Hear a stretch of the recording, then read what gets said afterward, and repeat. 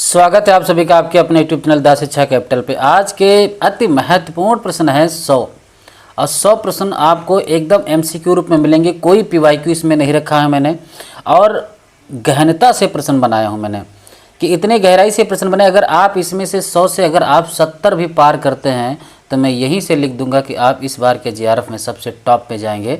ठीक है, बस फ़र्क इतना है कि आप 100 में 70 पार करके दिखाएं। पेपर का लेवल अच्छा है, आप पूरा पेपर देखेंगे तब पता चलेगा। कोई प्रश्न नॉर्मल मैंने नहीं रखा है, ना मुझसे नॉर्मल प्रश्न बनते हैं। जैसे नेट का एनटीए बनाती है उसी प्रकार से मैं भी कोशिश रखता हूँ आप लोगों को मॉक टेस्ट में बनाने के। तो ये आप लोगों को देखो, ये ज़रूरी नहीं होता है, सब लोग जानते हैं मॉक टेस्ट से ठीक है, अच्छी बात है, पर आपकी तैयारी कितनी ज़बरदस्त है ये सब इसमें पता चल जाता है कि हाँ। मैं एक बात और बता दूं कि संपूर्ण सिलेबस से होगा, ऐसा कोई आप टॉपिक नहीं बता सकते हैं जिससे इसमें प्रश्न आपको नहीं मिलेंगे। बेशक एक मिले पर टॉपिक से जो है प्रश्न आपको ज़रूर नज़र आएगा। ठीक है, तो आइए 100 प्रश्न आप लोग अपना स्कोर लास्ट में ज़रूर बताएंगे कि सर मेरे 100 में इतने सही हुए हैं। ठीक है, ये बाकी जो है आप फिर मैं उस पर कमेंट करके बताऊंगा कि हाँ आप किस क्षेत्र में थोड़ी कमी है। ठीक है, उसको आप अपने आप को जांचिए, तैयारी करिए। एग्ज़ाम को भी 2 महीने हैं, 2 महीने बहुत होते हैं, मतलब 60 दिन। ठीक है, समझ रहे हैं इस बात को? तो आप लोग इतना समझ लें कि एग्ज़ाम का अब डेली प्रैक्टिस होगी, इस बात को हमेशा याद रखना। अब डेली हर रविवार को मॉक टेस्ट एकदम 100 प्रश्नों का तो कंफर्म है और हो सकता है मैं डेली ही कराना शुरू कर दूँ। ठीक है, तो आइए प्रश्नों पे हम लोग चलते हैं। 100 प्रश्न हैं पूरे के पूरे, आप लोगों को इसमें ज़रूर अपना उत्तर बताना है। देखो मैं प्रश्न पढ़ूंगा, थोड़ा सा टाइम लूँगा, फिर मैं उत्तर बता दूंगा कि चंद्रदेव से मेरी बातें कहानी के विषय में कौन सा कथन गलत है। पहला ऑप्शन राजेंद्र माला घोष द्वारा 1882 में लिखा गया। ठीक है, दूसरा प्रकाशन, इसका जो प्रकाशन था वो सरस्वती पत्रिका 1904 ईस्वी में निबंध रूप में पत्रात्मक शैली में लिखी कहानी है। आगे बढ़ते हैं तो सी ऑप्शन है कि भवदेव पांडे इसे हिंदी की पहली राजनीतिक कहानी मानते हैं। डी, कहानी के भीतर आए विषय पक्षपात, कलकत्ता की बात, वाहन यानी चप्पल, एकता का सूत्र परिवर्तन, ज्ञान विज्ञान, चिकित्सा, बिजली, तंत्र विज्ञान, कानून आदि पर इसमें विचार किया गया है। तो बताइए इसमें कौन सा प्रश्न गलत है। ठीक है, कौन सा इसका उत्तर गलत है, जल्दी बताएं मुझे, बहुत मैं समय नहीं लूँगा। तो सब लोगों को पता है कि इसका उत्तर ए गलत है, क्योंकि यहाँ पे मैंने माला कर दिया, जबकि राजेंद्र बाला घोष नाम है इनका। क्या नाम है? राजेंद्र बाला घोष। बाकी चारों के चारों ऑप्शन सही हैं।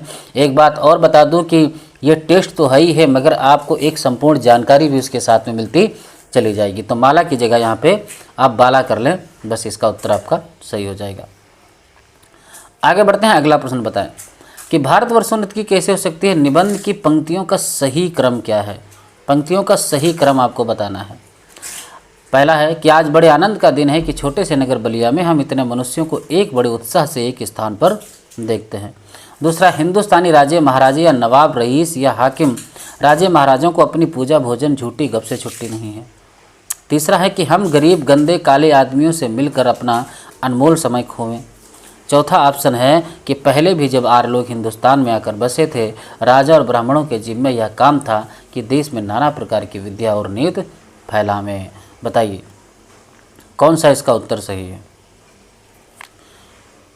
सभी लोगों ने अच्छा उत्तर दिया है कि ये जिस क्रम में मैंने रखा है इसी क्रम में ये लाइनें हैं, 1 2 3 4, पहले ही शुरुआत यहीं से होती है, आज बड़े आनंद का दिन है।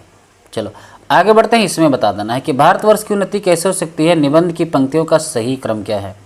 ठीक है, पहले संस्कृत की पंक्ति है कि बौद्धारो मत्स्यगृहस्था अभवा समरदूषिता, चलो बस हो चुका मिलना, न हम खाली न तुम खाली, आगे तुम्हें गैरों से कब फुर्सत, हम अपने गम से कब खाली, और आगे का चुप साध रहा बलवाना। तो ठीक है, यहाँ ABCD करके दिया है मैंने, तो यही समझ लें कि यहाँ A है, ये B है, ये C है, ये D है। ठीक है, आप उसी से आप मिलान कर लीजिए, बताएं सभी लोग इसका उत्तर देंगे। अच्छा, समझ में आ गया होगा, बहुत अच्छी लाइन है। देखो सब निबंध पढ़ते हैं तो सबसे पहली लाइन मिलती है कि का चुप साध रहा बलवाना। ठीक है, फिर इसके बाद ये लाइन आती है कि तुम्हें गैरों से कब फुर्सत, हम अपने गम से कब खाली, चलो बस हो चुका मिलना, न हम खाली न तुम खाली। तो पहले डी, फिर डी और फिर सी और फिर 2 फिर 1, तो ये रहा उल्टे जो है उल्टे क्रम में है, डी सी और फिर 2 और फिर 1, यानी डी सी बी 1। ठीक है, तो ये उत्तर है इसका अपन ऑप्शन बी वाला। आगे बढ़ते हैं। अंधेर नगरी नाटक की पंक्तियाँ और उनके पात्र कौन सा सही नहीं है। पहला है कि घासीराम चना चुरमुर चुरमुर बोले कहते हैं। नारंगी वाली मैं तो पिए के रंग नारंगी। कुंजड़िन जो खाए सो भी पछताए। और हलवाई जैसे काजी वैसे पाजी। पाचक वाला चूरन जब से हिंद में आया। मछली वाली क्या कहती है, लखा टाक के बाला चोबन। और जात वाला वेद धर्मकुल मर जा सच्चाई। मैंने इतने ऑप्शन दिए हैं, आपको इसमें से बताना है कौन सा सही नहीं है। ठीक है, समझ लो जितने उसके अंदर पंक्तियां थी सभी पंक्तियां आपके सामने मैंने रख दिया है। देखो एकदम अच्छी बात है, बहुत सोच सही आपकी कि ये जो है कुंजड़िन का गलत है। कुंजड़िन की ये पंक्ति नहीं है, ये है हलवाई की। ठीक है, और ये जो है कुंजड़िन की पंक्ति है। समझ रहे हो, ये जैसे काजी वैसे पाजी एक कुंजड़िन की है, हलवाई की जो खाए सो पछताए। बस क्रम चेंज कर दिया था। ठीक है, आगे पांचवा कथन है कि हंसाने वाली यह कविता मैंने बड़ी तकलीफ में लिखी थी। मैं पैसों को कोई महत्व नहीं देता, पर पैसा बीच बीच में अपना महत्व स्वयं प्रतिष्ठित कर लेता है। कथन किसका है? भवानी प्रसाद मिश्र का है, नागार्जुन का है, हरिशंकर व्यास का है, या फिर निराला का है? तो सभी को पता है ये किसका है भाई। हंसाने वाली कविता है, पंक्ति किसकी है? भवानी प्रसाद मिश्र। वो भी किस कविता के संदर्भ में लिखते हैं कि जी हुजूर मैं गीत बेचता हूँ। जी हुजूर मैं गीत बेचता हूँ, मैं तरह तरह के गीत बेचता हूँ, मैं किस्म किस्म के गीत बेचता हूँ। उस कविता की भूमिका में इन्होंने लिखा था। आगे बढ़ते हैं कि अब इस पुस्तक के गुण दोषों पर विचार करने का काम बुद्धिमानों की बुद्धि पर छोड़कर मैं केवल इतनी बात निवेदन किया चाहता हूँ कि कृपा करके कोई वहाँ से पूरी पुस्तक वांचे बिना अपना विचार प्रकट करने की जल्दी न करे। कथन किस उपन्यास की भूमिका से लिया गया है? बताएं। परीक्षा गुरु, गोदान, देवरानी जेठानी की कहानी, या फिर मैला आंचल? बताएं। सभी को पता है कि अब देखो कुछ रचनाओं की उनकी भाषा से पकड़ने की कोशिश करो। जैसे ये जो इसमें ना जल्दी ना करें, या फिर कोई महाशय मेरी पुस्तक बाँचे, ऐसे शब्दों का प्रयोग परीक्षा गुरु में सबसे लाला श्रीनाथ दास ने उनकी भूमिका में किया है। ठीक है, पढ़ो इसको। आगे बढ़ते हैं कि ये ज़िंदगी के नज़दीक ही नहीं, ज़िंदगी में समाई हुई हैं, इसलिए ज़िंदगी के हर पुजारी का सिर इनके नज़दीक आप झुका है। ये कथन किसका है? बताएं।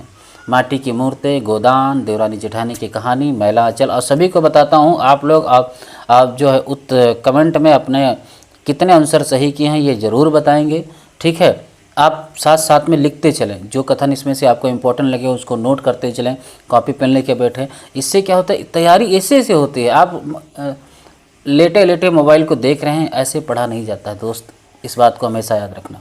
ऐसे पढ़ाई नहीं होती, ऐसे टाइम पास करने को कहते हैं। आप जब तक पेन कॉपी लेके नहीं बैठते हैं किसी चीज़ के लिए, उसमें कुछ अपने क्रिएटिविटी दिखाते हैं, नोट्स बनाते हैं, शॉर्ट नोट्स बनाते चलते हैं, इसको सच में तैयारी के कहते हैं, तैयारी करना।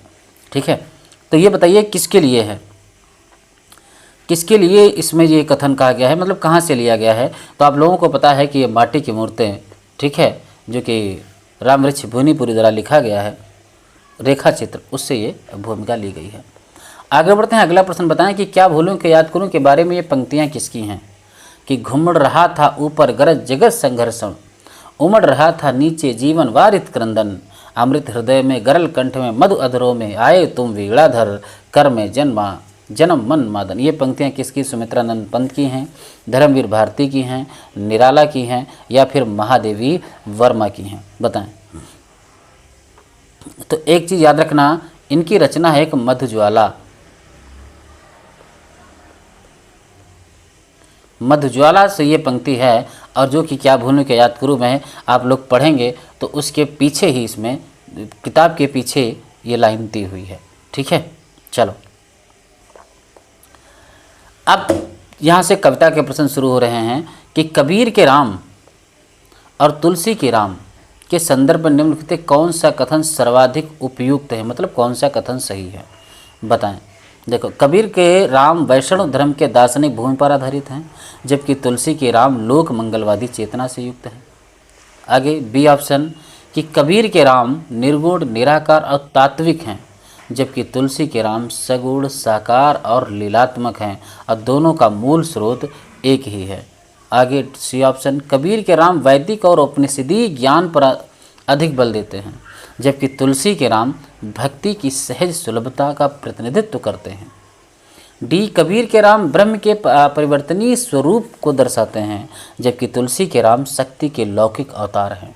देखो, एक चीज़ बहुत आराम से इन कथनों को पढ़ना, हमेशा एक बात याद रखना, इसमें कथन कोई गलत नहीं है, मगर इन्होंने एक पॉइंट ये जो मैंने प्रश्न दिया कि सर्वाधिक कौन सा उपयुक्त है, बाकी सब ठीक है। सर्वाधिक उपयुक्त आपके जो हैं वो आपका बी ऑप्शन इसका सही होना है कि कबीर के नाम निर्गुण, निराकार और तात्विक हैं, ठीक है, तत्व के मर्म का ज्ञान कराते हैं, जबकि तुलसी के राम सगुण, आकार है उनका, साकार है, लीलात्मक, जगह जगह लीलाएं करते हैं और दोनों का स्रोत एक ही है। कहाँ से है? वही राम है, दशरथ के पुत्र। आगे बढ़ते हैं, अगला प्रश्न देखते हैं कि आचार्य रामचंद्र शुक्ल के अनुसार भ्रमर गीत सार जो कविता आप लोग जानते हैं, भ्रमर गीत सार के संबंध में कौन सा कथन असत्य है? बताना है आपको, असत्य है। देखो, ए, भ्रमर गीत में गोपियाँ, असत्य बताना है, वाक पटुता और व्यंग्य क्षमता में उद्धव से अधिक कुशल सिद्ध हुई। आप लोग पता है कि जब जाते हैं उद्धव समझाने के लिए, तो उद्धव तो जाके ये कहते हैं कि कहाँ प्रेम के चक्कर में पड़ी हो, क्यों कान्हा के चक्कर में पड़ी हो, अपना घर बसा लो, ठीक है, और प्रभु का स्मरण करो, निर्गुण की उपासना करो। तभी ये क्या कहती हैं गोपियाँ कि आए हो सिखावने के जोग, मथुरा से तू पे ओधज वियोग के बचन बतराओ ना।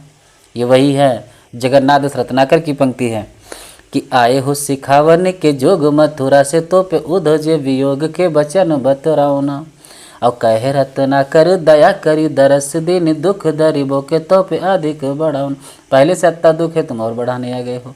ये उद्धव से कह जाए, इसी को वाक्पटुता कहते हैं, चतुर नारी जिसको कहते हैं, ठीक है, कि आए हो सिखावने के जोग, मथुरा से तो पे उधज वियोग के बचन बतराओ ना।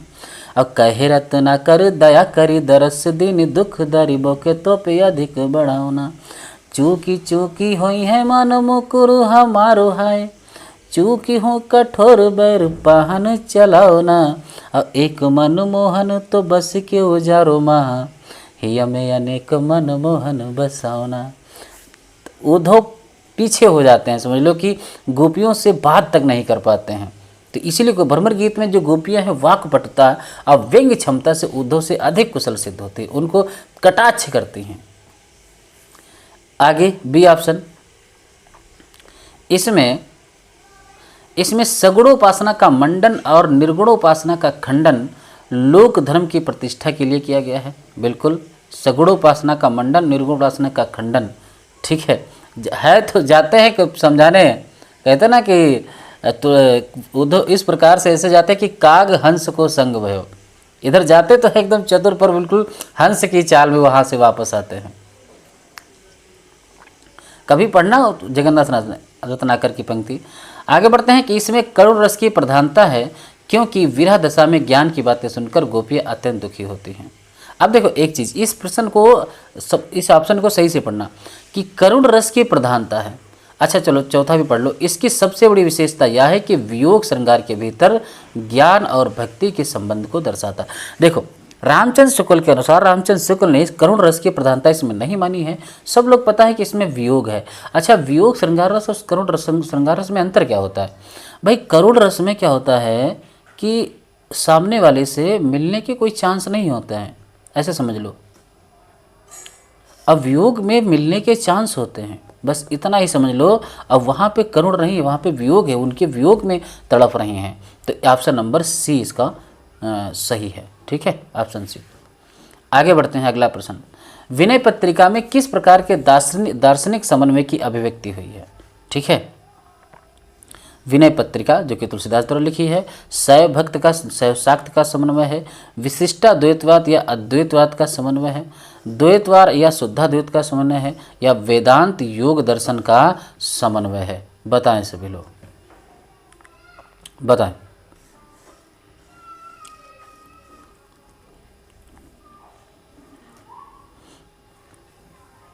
बताएं। देखो, सबसे पहली बात, इसका जो अभिव्यक्ति दार्शनिक हुई है वो विशिष्टाद्वैतवाद और अद्वैतवाद का समन्वय है। विशिष्टाद्वैतवाद किसका दिया हुआ है? ठीक है, श्री रामानुजाचार्य का। रामानुजाचार्य, और उन्हीं से ये आया है, और उन जो है रामचंद्र तुलसीदास ने उसको अपनाया था कवितावली में। ठीक है, आगे बढ़ते हैं, अगला प्रश्न देखते हैं 12वां, कि राम की शक्ति पूजा, देखो राम की शक्ति पूजा जो कि निराला द्वारा लिखी है, के संदर्भ में निम्नलिखित कथनों को ध्यानपूर्वक पढ़िए और सही कूट का चयन करिए। देखें कि यह कृति बांग्ला कृतिवास रामायण पर आधारित है, बिल्कुल सही है। इसमें राम की शक्ति प्राप्ति का आधार आराधन का दृढ़ आराधन है। चलो मैं बताऊंगा नहीं, आप लोगों को बताना है। तीसरा ऑप्शन है कि इसमें शक्ति का प्रतीक दुर्गा है, जो केवल राम के पक्ष में ही सक्रिय रहती हैं। डी और चौथा ऑप्शन है कि इसकी भाषा खड़ी बोली होते हुए भी तत्सम शब्दावली और ओज गुण से युक्त है।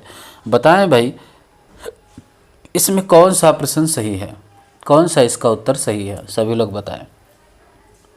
ये रहा आपके सामने, केवल 1, 2 और 4, केवल 1, 3 और 1, 2 और 3, या 2, 4 या फिर 1, 3, 4। ठीक है, तो देखो एक चीज़ समझना, इसमें एक ही उत्तर को आप पकड़ें। ये देखो तीसरा ऑप्शन देखिए, इसका तीसरा क्या है कि इसमें शक्ति का प्रतीक दुर्गा है। ठीक है, यहाँ तक तो ठीक है, शक्ति का प्रतीक दुर्गा है, यहाँ तक ठीक है, जो केवल राम के पक्ष में सक्रिय रहती हैं। होगी होगी जय हे पुरुषोत्तम नवीन, कह के शक्ति हुई राम के वदन में लीन। अब समझना मेरी बात को, कि मैं ये नहीं कहता हूँ कि आपको इसका उत्तर पता है या नहीं पता है। ठीक है, 1 मिनट के लिए मानते हैं आपको उत्तर नहीं पता है, मगर इतना याद रखना, मैं व्याकरण भी पढ़ाता हूँ, तो जो कि मेरा अनुभव रहा है इस कथन निष्कर्ष में सॉल्व करने का, कि कुछ ऐसे शब्द हैं आपको याद रखने हैं। एक केवल, एक मात्र, ठीक है, एक ही, ठीक है, मात्र, भी, एक भी, ये कुछ ऐसे, इनको व्याकरण की दृष्टि से निपात कहा जाता है। और ये निपात, ये शब्दों से जिन भी कथन का जो है कथन में आ जाते हैं, उस कथन में 99% चांस होता है कि उस कथन को वो असत्य ही मान लेंगे। क्यों मान लेंगे? देखो, केवल कहने से कथन असत्य हो जाता है कि हम इसमें शक्ति का प्रतीक दुर्गा है, तक ठीक है, जो केवल राम के पक्ष में सक्रिय रहती हैं। आपको उत्तर नहीं पता था, पर केवल से आप इसको गलत कर सकते थे। क्यों? क्योंकि केवल सिर्फ राम के पक्ष में थोड़ी है, राम के पक्ष में तो बाद में आती, उससे पहले तो रावण के पक्ष में थी। ठीक, तो यहाँ केवल नहीं होना चाहिए था, इसीलिए इसका उत्तर 1, 2 और 4 सही है। चलो आगे बढ़ते हैं, अगला प्रश्न होता है कि सुमित्रानंद पंत की किस कविता में उनकी प्रगतिवादी चेतना का स्पष्ट उद्घोष और जो युगवाड़ी काव्य संग्रह में संकलित नहीं है? बताएं। ताज, परिवर्तन, ग्राम्या, दूर तुझरो जगत के जीर्ण पत्र। याद रखना, ताजमहल की बात हो रही है यहाँ पे, ताजमहल की। ठीक है, तो याद रखना कौन से नहीं है इसमें, तो ताज नहीं है, याद रखना ये युगांत में संकलित है। किसमें? युगांत में संकलित है। चलो आगे बढ़ते हैं। केवल मनोरंजन न कवि का कर्म होना चाहिए, उसमें उचित उपदेश का भी मर्म होना चाहिए। ठीक है, मैथिलीशरण गुप्त की यह पंक्ति उनकी किस रचना के साथ उनके मुख्य काव्य चेतना को सबसे अधिक स्पष्ट करती है? पंचवटी, सौंदर्य और नैतिकता, बी भारत भारती, राष्ट्रीयता और सामाजिक चेतना, सी साकेत, उर्मिला का आधुनिक नारी विमर्श, और डी यशोधरा, बुद्ध दर्शन और विरक्ति भाव। बताएं। तो बिल्कुल आप लोगों ने इसका सही जवाब दिया है, आपको मिलते हैं 50 रुपये। ठीक है, वो भी ऑनलाइन। भारत भारती जो कि 1912 में लिखी गई थी। ठीक है, राष्ट्रीयता और सामाजिक पे लिखी गई। साकेत का समय क्या है, बहुत इंपॉर्टेंट है, 1931 से सब लोग जानते हैं। पंचवटी 1925 में लिखी गई थी। ठीक है, और यशोधरा ये 29 के समय हाँ 29 में लिखी गई थी। ठीक है, 29-30 में। चलो, घनानंद के काव्य में वियोग की स्थिति का सर्वाधिक सटीक वर्णन कौन सा कथन करता है? समझना इस बात को, बताना। ऑप्शन ए है, मैं पढ़ूंगा, कि वियोग का एक बाह्य उद्दीपन है जो प्रेम की तीव्रता को बढ़ाता है। बी, वियोग प्रेम की वह आंतरिक अवस्था है जहां आंसुओं और पीड़ा के माध्यम से ही प्रियतम की निकटता महसूस होती है। ठीक, आगे बढ़ते हैं तो सी ऑप्शन देखते हैं, तो क्या कहा जाता है कि वियोग में केवल, देखो केवल अपनी मनोदशा का वर्णन करता है, लोक जीवन से उसका कोई सरोकार नहीं रहता। मैंने कहा आपको नहीं मालूम, इसको पहले ही असत्य मान लो, ये केवल तो है ही नहीं, क्योंकि केवल से आप समझते हैं ये कथन गलत हो जाता है। घनानंद का वियोग श्रृंगार प्रधान है, किंतु उसमें रहस्यवादी अनुभूति का नितांत अभाव है। सभी लोग बताएं, मैं अब जो इसको सही फिर से लगा देता हूँ, ठीक है, इसको बताएं। थोड़ा छोटा होना चाहिए तो ज़्यादा अच्छा रहता है। चलो अगली बार से इसमें ऐसा रखूँगा कि सब आप लोगों को समझ में आ जाए।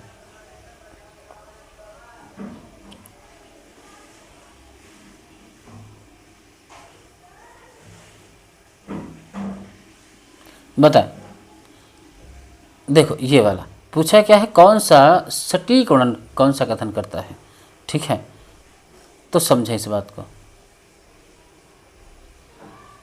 बी ऑप्शन क्या है कि वियोग प्रेम की वह आंतरिक अवस्था है जहां आंसुओं पीड़ा के माध्यम से ही प्रियतम की निकटता महसूस होती है। घनानंद के बारे में एकदम सा कथन सही है कि वियोग को समझना है ना, तो वियोग हमेशा बाहर ही नहीं दिखता है किसी को, ठीक है, अंदर की आंसुओं पीड़ा का एकदम प्रियतम की निकटता का महसूस कराता है, ठीक है।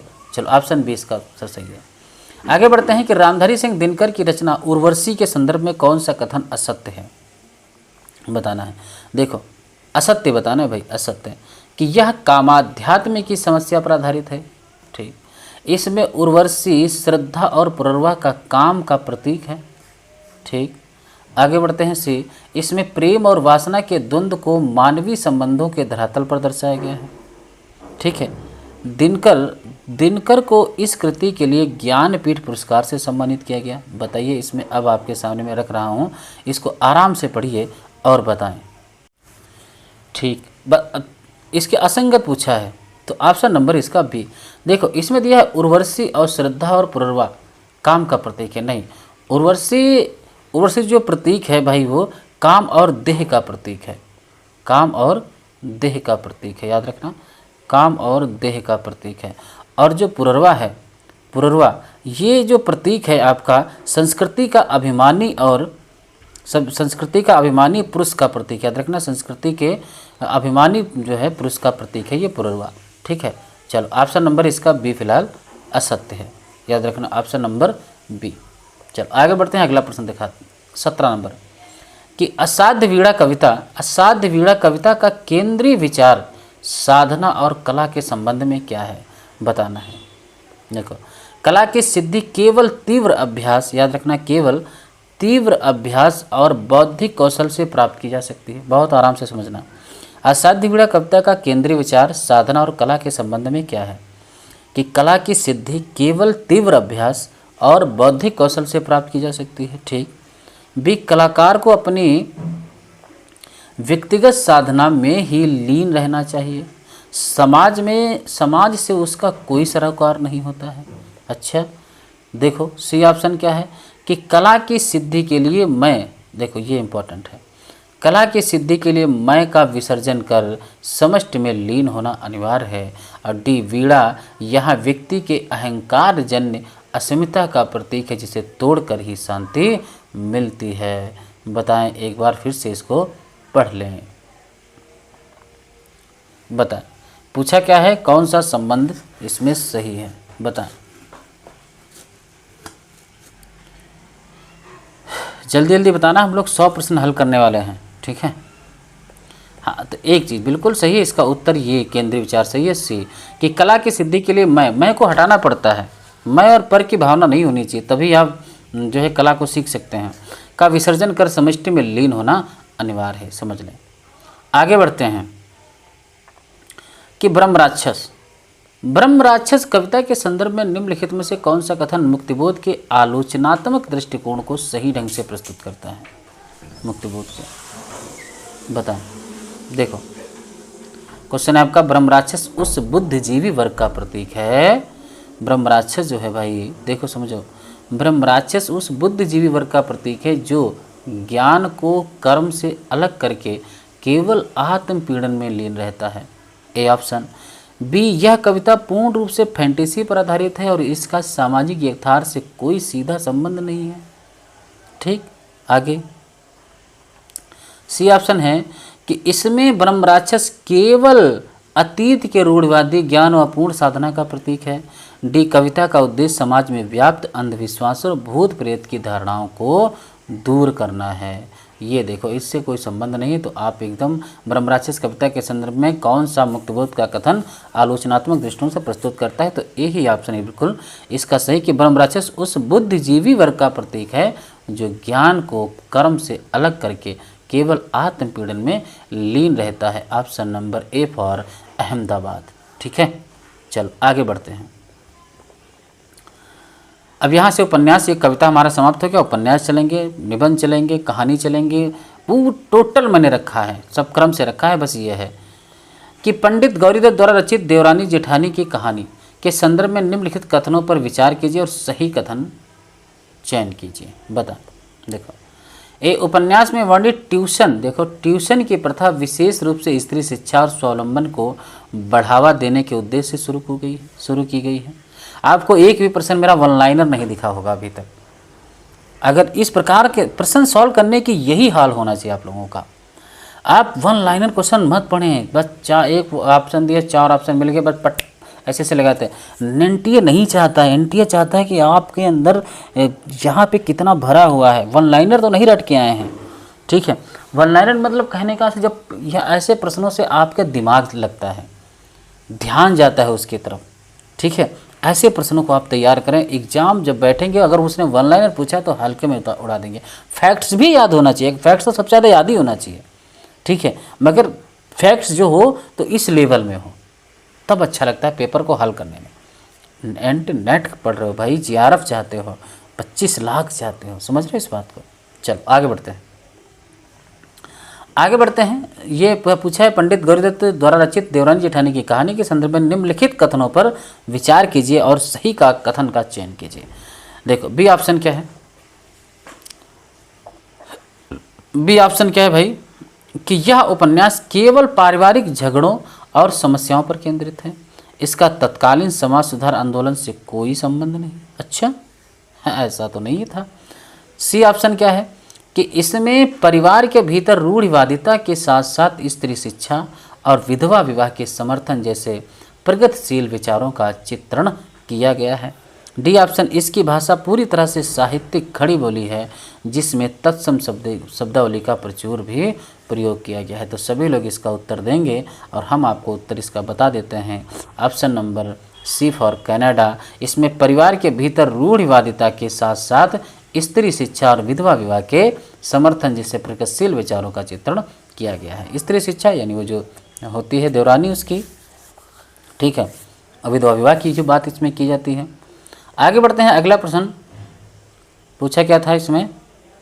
सही कथन पूछा था। ठीक है, 20वां देखो, इसको मैं थोड़ा छोटा कर दूं, थोड़ा अच्छा लगेगा। ठीक है, आप समझो 20 नंबर प्रश्न भाई, हम लोग भी 20 पर आ पाए हैं भाई। टाइम कितना हो गया? हम लोगों का 28 हो गया है। आपको ऐसे प्रश्न मैं हल कराने वाला हूँ, आप डबल पे देख करके कर लीजिए, कोई दिक्कत नहीं है। अगला देखो, क्वेश्चन है कि लाला श्रीनिवास दास कृत परीक्षा गुरु में मदन मोहन के पतन और सुधार का मुख्य कारण क्या था? मदन मोहन का जो पतन और सुधार का मुख्य कारण क्या था? क्यों पतन हुआ और फिर वो कैसे सुधरे? तो ए ऑप्शन है, देखो यहीं पर रख देता हूँ। ए ऑप्शन देखो कि पुरानी संस्कृति के प्रति उसका अत्यधिक लगाव और पाश्चात्य शिक्षा का विरोध, इसलिए। ठीक, बी ऑप्शन नैतिक शिक्षा का अभाव और कुसंगति के प्रभाव में पड़कर अपनी मर्यादाओं को तोड़ना। सी व्यापार में लगातार हानि होना और न्यायालयीन मुकदमों में फंसना। ठीक, आगे डी ऑप्शन कि सामाजिक रूढ़ियों को तोड़कर प्रेम विवाह करना जिससे समाज द्वारा बहिष्कृत हो जाना। बताएं, बिल्कुल आप लोगों ने बहुत अच्छा उत्तर दिया है। बी ऑप्शन से कि नैतिक शिक्षा का उसको नहीं पता था, कि ज्ञान नहीं था मुझे क्या करना चाहिए। कुसंगति, बुरी संगति, ठीक है, बुरी संगति प्रभाव में पड़कर अपनी मर्यादाओं को तोड़ना। तो यही होता है कि जब आप बुरी संगति में पड़ जाते हैं। 21 प्रश्न देखते हैं कि प्रेमचंद के गोदान उपन्यास में होरी की नियत के संदर्भ में कौन सा कथन सर्वाधिक सटीक है? देखते हैं। होरी की मृत्यु केवल उसकी व्यक्तिगत दुर्बलताओं और ऋणग्रस्तता का परिणाम है। अब केवल से इस बात को आप समझ सकते हैं। मैंने कहा केवल 99.99 करेक्ट रहेगा आपके क्वेश्चनों को, अगर केवल मात्र शब्द ऐसे अगर पकड़ लिए, अगर कहीं कथन में हो आप देखते हैं इनको गलत कर दीजिए। ठीक है। बी ऑप्शन, होरी की नियत उस समूची भारतीय किसान व्यवस्था की त्रासदी को दर्शाती है जहां शोषण संरचनात्मक है। B option. सी, होरी पूंजीपत वर्ग के विरुद्ध सफल विद्रोह न कर पाने के कारण मर जाता है। ये तो आप लोग जानते हो, बिल्कुल देखते ही समझ जाओगे।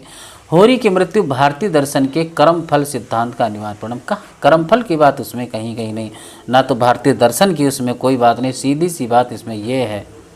ये ऑप्शन है बी कि होरी की नियत उस समूची भारतीय किसान व्यवस्था की त्रासदी को दर्शाती है जहाँ शोषण की एक संरचना बनती है। तो ऑप्शन नंबर 20 का तो सही है। आगे शेखर एक जीवनी से है क्वेश्चन कि संदर्भ में आगे का कौन सा विचार असंगत है। देखिए,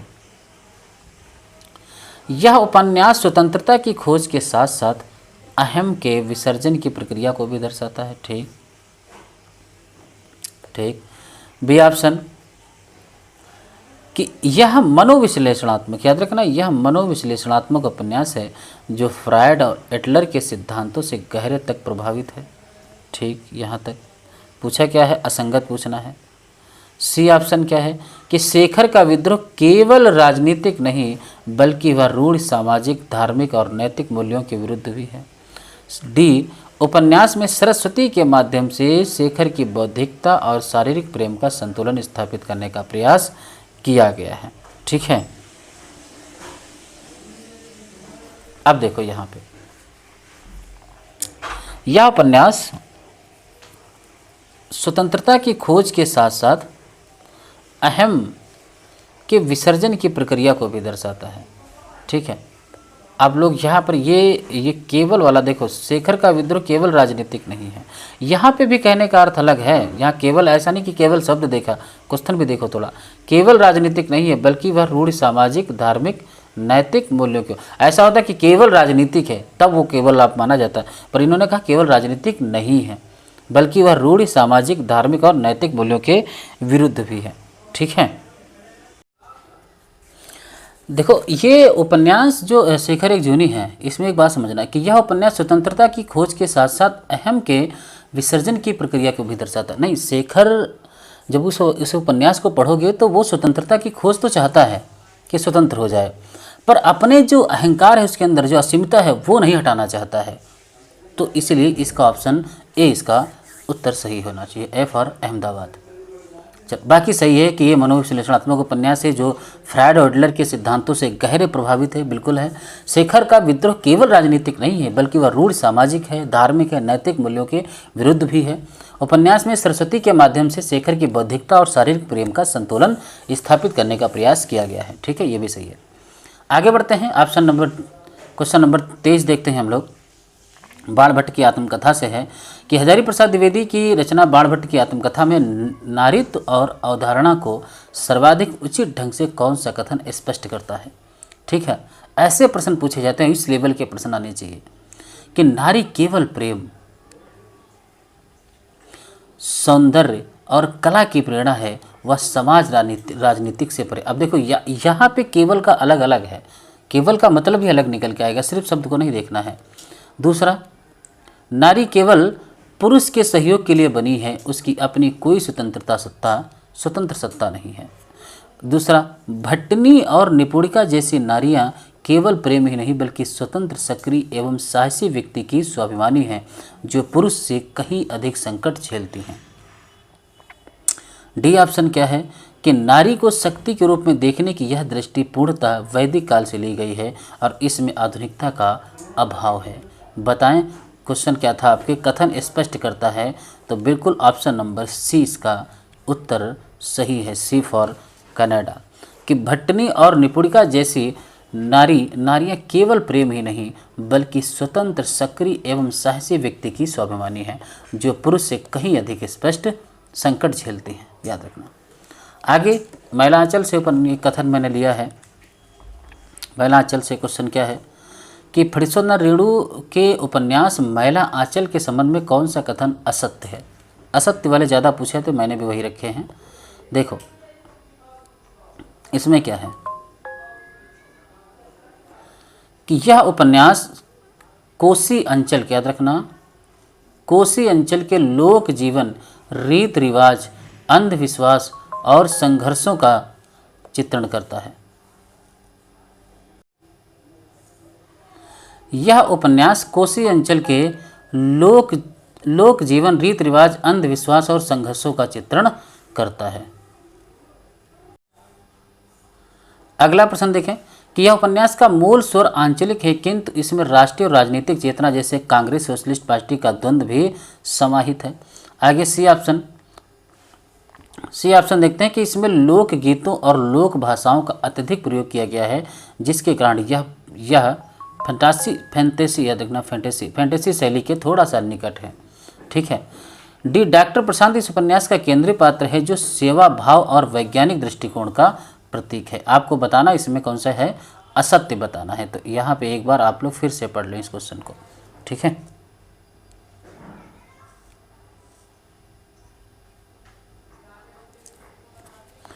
बिल्कुल देखो सही है। इसमें एक आप प्रश्न को गौर करें जरा, यहाँ सी ऑप्शन कि इसमें लोकगीत और लोक भाषाओं का अधिक प्रयोग किया गया, यहाँ तक तो ठीक है, मगर जिसके कारण यह फैंटेसी दिया है, फैंटेसी शैली के निकट है, ऐसा इसमें बिल्कुल नहीं किया गया है। ठीक है।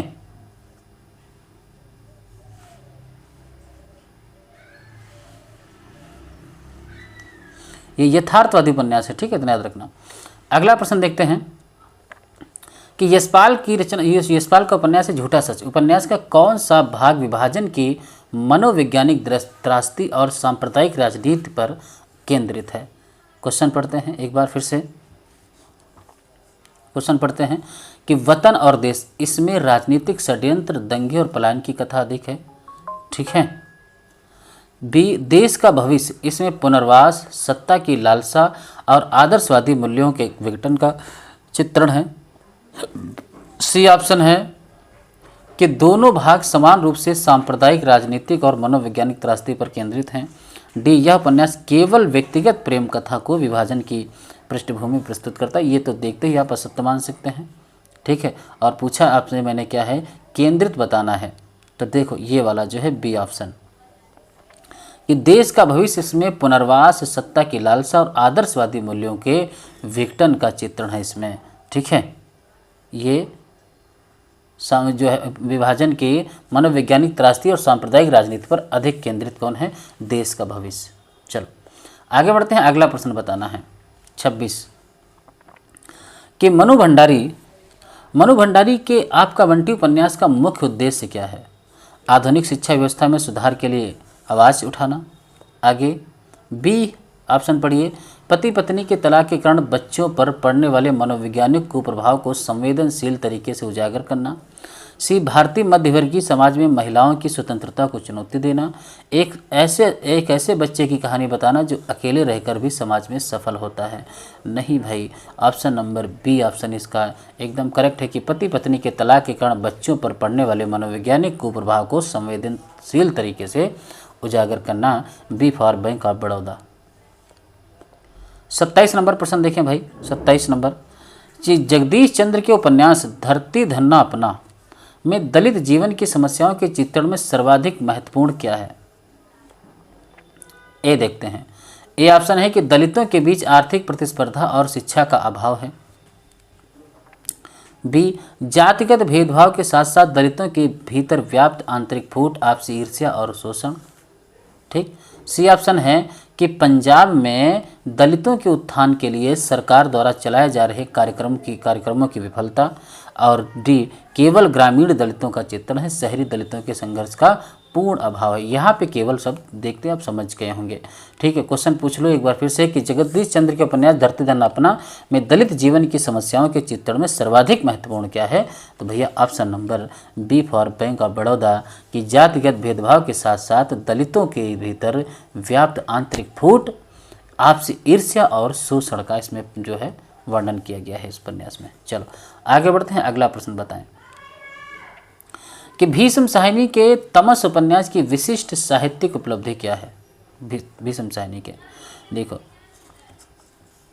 ये देखो, यह स्वतंत्रता आंदोलन में महात्मा गांधी की भूमिका पर प्रश्न चिन्ह लगाता है।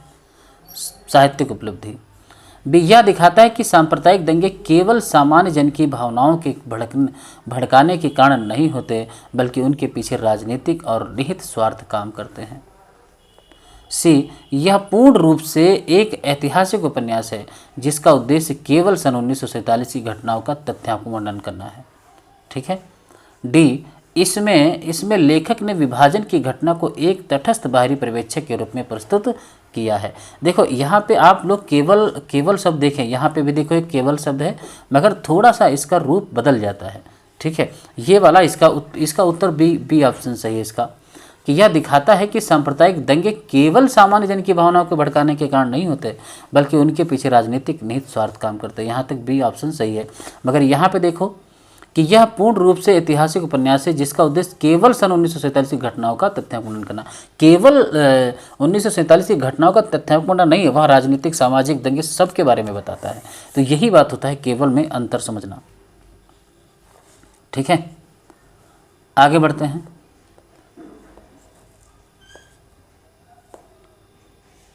अगला प्रश्न आपके सामने है, ये देखो 29 नंबर, दुलाईवाली। अब यहाँ से कहानी चलेगी। दुलाईवाली जो बंग महिला ने लिखा, दुलाईवाली कहानी के हास्य व्यंग्य का मुख्य आधार क्या है। मुख्य आधार देखो, विदेशी वस्तुओं के प्रति भारतीय समाज का मोह, कलकत्ता और बनारस की संस्कृति का तुलनात्मक चित्रण, पति पत्नी के बीच संदेह और अविश्वास का मनोवादी चित्रण, और डी ऑप्शन है भारतीय रेल और यात्रा की असुविधाएं। बताएं, पूछा क्या है, हास्य व्यंग्य का मुख्य आधार क्या है। पति पत्नी के बीच संदेह और अविश्वास का मनोविनोदी चित्रण है, इसमें याद रखना, ऑप्शन नंबर सी। आगे पढ़ते हैं 30 नंबर क्वेश्चन। कहते हैं कि लहना सिंह द्वारा किया गया वचन पालन किस भारतीय दार्शनिक आदर्श का उच्चतम रूप है। ठीक है, कर्मफल सिद्धांत, निस्वार्थ प्रेम। लहना सिंह द्वारा किया गया वचन पालन किस भारतीय दार्शनिक आदर्श का उच्चतम रूप है। देखो ऑप्शन देखो कि कर्मफल सिद्धांत, बी ऑप्शन निस्वार्थ प्रेम और कर्तव्य निष्ठा का आत्म बलिदान, मोक्ष की प्राप्ति, सैन्य अनुशासन। तो आप लोग सब जानते हो कि उसका कोई स्वार्थ नहीं था, मगर उसने फिर भी आगे बढ़ के काम किया। ठीक, तो निस्वार्थ प्रेम था और कर्तव्य निष्ठा का आत्म बलिदान पे दिया था लहना सिंह 77। अच्छा, आगे बढ़ते हैं। 31 क्वेश्चन है कि चंपा का चरित्र आकाशदीप को किस भाववादी दर्शन से जोड़ता है। वासना पर आधारित प्रेम, भोग की अपेक्षा त्याग और प्रेम की अपेक्षा कर्तव्य तथा स्वतंत्र की महत्ता, डी प्रतिशोध का स्थायी भाव, नियतवाद का समर्थन। तो सभी लोगों को पता है option number B for bank of Baroda इसका उत्तर सही है। अगला प्रश्न है, अनाथ बालक की मृत्यु पर दोनों पर्यटकों की प्रतिक्रियाएं किस मनोवैज्ञानिक प्रवृत्ति का प्रतिनिधित्व करती हैं। अनाथ बालक की मृत्यु पर दोनों पर्यटकों की प्रतिक्रियाएं किस मनोवैज्ञानिक प्रवृत्ति का प्रतिनिधित्व करती हैं। बहुत अच्छा कथन मैंने दिया है। ये सब आपको फैक्ट किताबों से ढूंढा है। ठीक है, बहुत से, जैसे रामचंद्र तिवारी हो गए, बच्चन सिंह हो गए और रामचंद्र शुक्ल है, जहाँ से जो मैटर मिल चुका। बाकी किताब के फैक्ट्स के अंदर भी जा चुके, यानी विधाओं के अंदर से भी प्रश्न बनाया है। तो एक ये ऑप्शन है इसका कि एक अत्यधिक बौद्धिक सुविधावाद और दूसरे का यथार्थवादी निराशावाद। इस बात को याद रखना, ये अपना अपना भाग्य से मैंने बनाया है। ठीक है, दूसरा क्या है कि दोनों का अत्यंत भावुक होना, सी दोनों का नीतिवादी होना, और डी धार्मिक आस्था। देखो बताएं सभी लोग। तो इसका उत्तर ए है। देखो कैसे, एक अत्यधिक बौद्धिवाद सुविधावाद और दूसरे का यथार्थ, यानी दो मित्र होते हैं, एक लेखक होता है और एक जो उसका मित्र होता है, वो तो पढ़ा लिखा है, ठीक है, बौद्धिक है, और दूसरा वाला जो क्या करता है, दूसरा क्या करता है, अरे छोड़ो, भाग्यवाद, भाग्य पर निर्भर कर देता है, जिसने भाग्य में जैसा लिखा होगा वैसा होगा, मैं क्या कर सकता हूँ। ठीक है, तो ये दोनों, इसका यह ऑप्शन नंबर ए इसका सही है। हीरामन द्वारा तीसरी कसम खाने के बाद महसूस की गई अकेलेपन की टीस का कारण क्या है? ए ऑप्शन क्या है? मिताइन के सौंदर्य का आकर्षण है, ठीक है। बी, एक शुद्ध रागात्मक और मानवीय संबंध के टूटने की भावनात्मक क्षति है। आर्थिक नुकसान का डर है। सामाजिक बदनामी का भय है। तो आप लोग तो ऑप्शन से ही समझ चुके होंगे, बी ऑप्शन की एक शुद्ध रागात्मक और मानवीय संबंध के टूटने का भावनात्मक क्षति है, ठीक है। 34 नंबर क्वेश्चन है कि साहिनी का बेटा शेरा द्वारा उसका सामान जबरदस्ती छीन लेना और फिर उसकी रक्षा करना किस द्वंद्वात्मक यथार्थ को दर्शाता है? कथन बहुत गजब के प्रश्न दिए हैं। ए ऑप्शन है कि विभाजन की त्रासदी में रिश्तों को पूर्णतः टूट जाना। बी, हिंसा और लोभ की पृष्ठभूमि में भी मानवीय ऋण यानी कर्ज और आत्मीयता का शेष रहना।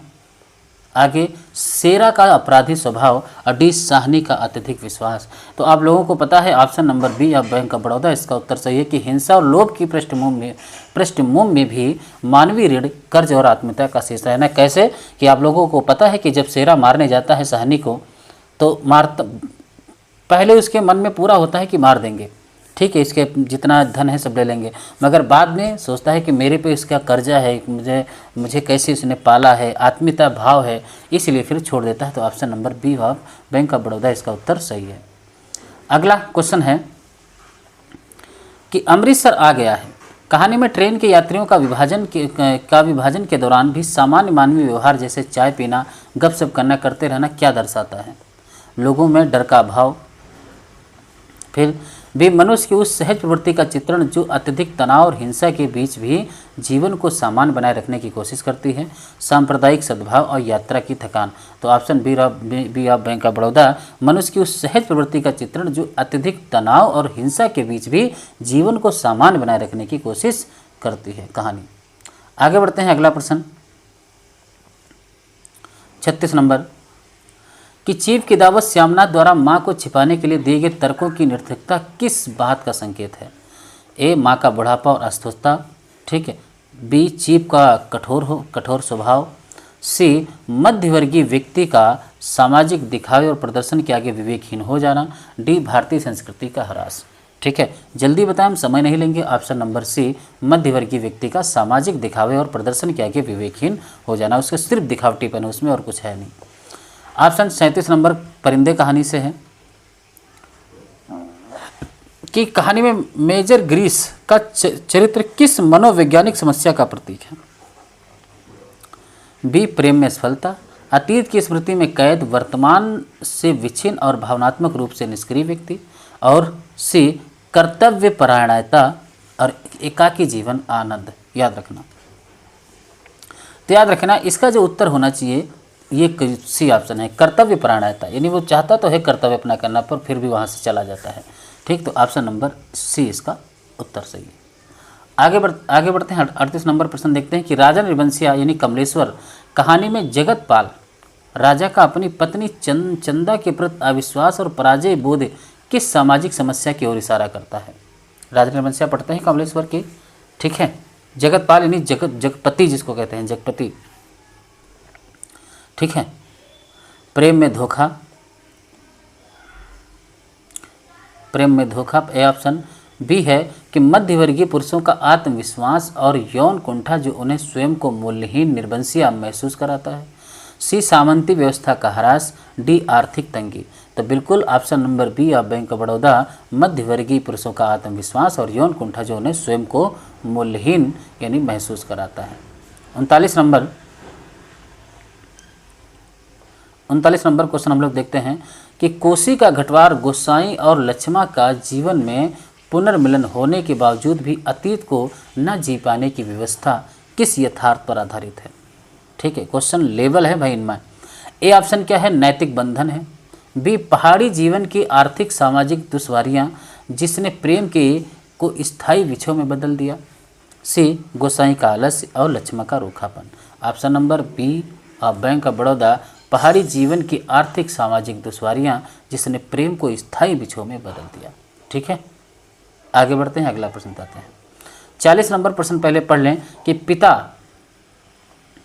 पिता कहानी में पुत्र का अपने पिता के प्रति प्रेम और विरक्ति का द्वंद्व किस पीढ़ीगत समस्या को दर्शाता है।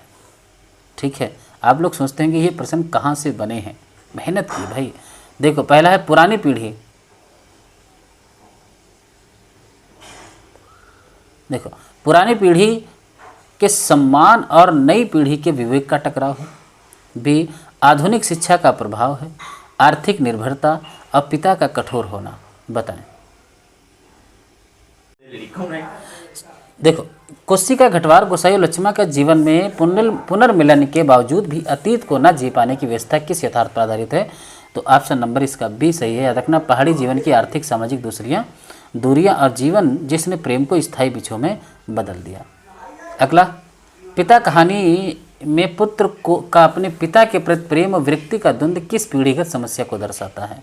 देखो, तो ये ऑप्शन इसका ए सही है। कौन सा? पुरानी पीढ़ी के सम्मान, नई पीढ़ी के विवेक का टकराव। ठीक है, ये वाला। अगला देखते हैं, राही कहानी का मुख्य संदेश गांधीवादी विचारधारा के किस पक्ष पर जोर देता है। तो ऑप्शन नंबर बी है, सामाजिक विषमता, गरीबी और अपराध के संबंध को समझना तथा मानवीय दृष्टिकोण को अपनाना। अभी बस यहीं तक था, आगे हम लोग बढ़ते हैं, यहाँ से क्वेश्चन पढ़ते हैं। अब हम चारों ऑप्शन पढ़ेंगे। देखो, बिरजू की माँ द्वारा मेल जोल में जाने के लिए उत्साह दिखाना, मेला। ठीक है, उत्साह दिखाना किस आंचलिक सामाजिक मनोवैज्ञानिक का प्रतीक है। देखो, गांव में केवल मनोरंजन के साधन, इसलिए नहीं। बी ऑप्शन है कि ग्रामीण स्त्री के सामाजिक प्रतिष्ठा, वर्चस्व और स्वयं को केंद्र में रखने की इच्छा। ये तो लाल पान की बेगम के अंतर्गत है ही है। ठीक है, तो ऑप्शन, और फिर पति से झगड़ा करना, श्रृंगार करना, ये सब उसके झगड़ा करने की नहीं विषय थी, ना तो ज़्यादा श्रृंगारी थे। ये ऑप्शन नंबर बी है। बी, ग्रामीण स्त्री की सामाजिक प्रतिष्ठा क्या है और वर्चस्व और स्वयं को केंद्र में रखना, उससे बढ़ के कोई ना होना। तो ऑप्शन नंबर बी। आगे बढ़ते हैं, निम्नलिखित में से कौन सा कथन आवारा मसीहा विष्णु प्रभाकर की रचना प्रक्रिया के संदर्भ में असत्य है। ठीक है, ये बताना है। याद रखना, अब हमारी आत्मकथा शुरू हो गई कि इस जीवनी के तीन पर्व हैं, दिशाहरा, दिशा की खोज, दिशांत। ठीक है, लेखक ने इस जीवनी को लिखने में लगभग 14 वर्ष का समय लगाया। ठीक है, 14 वर्ष का समय लगाया, यहाँ तक ठीक है। आगे बढ़ते हैं, यह कृति बंगला भाषा के रचनाकार शरद चंद्र चट्टोपाध्याय के जीवन पर केंद्रित है, यहाँ भी ठीक है। यह स्वयं विष्णु प्रभाकर की आत्मकथात्मक शैली में लिखी गई जीवनी है जिसमें लेखक का मैं प्रधान है। आप तो ये आप समझते हैं कि जीवनी हमेशा मध्यम पुरुष में लिखी जाती है, आप, तुम, ये, वे। ठीक है, मैं शैली में, आत्मकथात्मक शैली में आत्मकथा लिखी जाती है। तो ऑप्शन नंबर 4 इसका उत्तर सही है। आगे बढ़ते हैं, 44 नंबर भाई देखते हैं कि निम्नलिखित में से किस संस्मरण रेखा चित्र कृति में राजनीतिक और सामाजिक व्यंग्य का तीखापन सर्वाधिक मुखर हुआ है। तीखापन देखो कौन सा है। तो याद रखना, फिर से बोलें कि निम्नलिखित में से किस संस्मरण रेखा चित्र कृति में राजनीतिक सामाजिक व्यंग्य का तीखापन सर्वाधिक मुखर हुआ है। तो महादेव वर्मा की कृत पथ के साथी, रामवृक्ष बेनीपुर के लाल तारा, श्रीकांत वर्मा कृत के अप्पू और शिवभोजन सहाय के वे दिन वे लोग। बताएं कौन सा। तो ऑप्शन नंबर इसका सी है, श्रीकांत वर्मा के जो है रेखा चित्र है अप्पू, उसमें ये बात कही गई है सामाजिक व्यंग्य। 45 नंबर देखते हैं क्वेश्चन कि हरिवंश राय बच्चन की आत्मकथा 10 द्वार से सोपान तक उनकी आत्मकथा श्रृंखला का अंतिम भाग है। इस भाग में उन्होंने मुख्य रूप से किस विषय पर ध्यान केंद्रित किया है, बताना।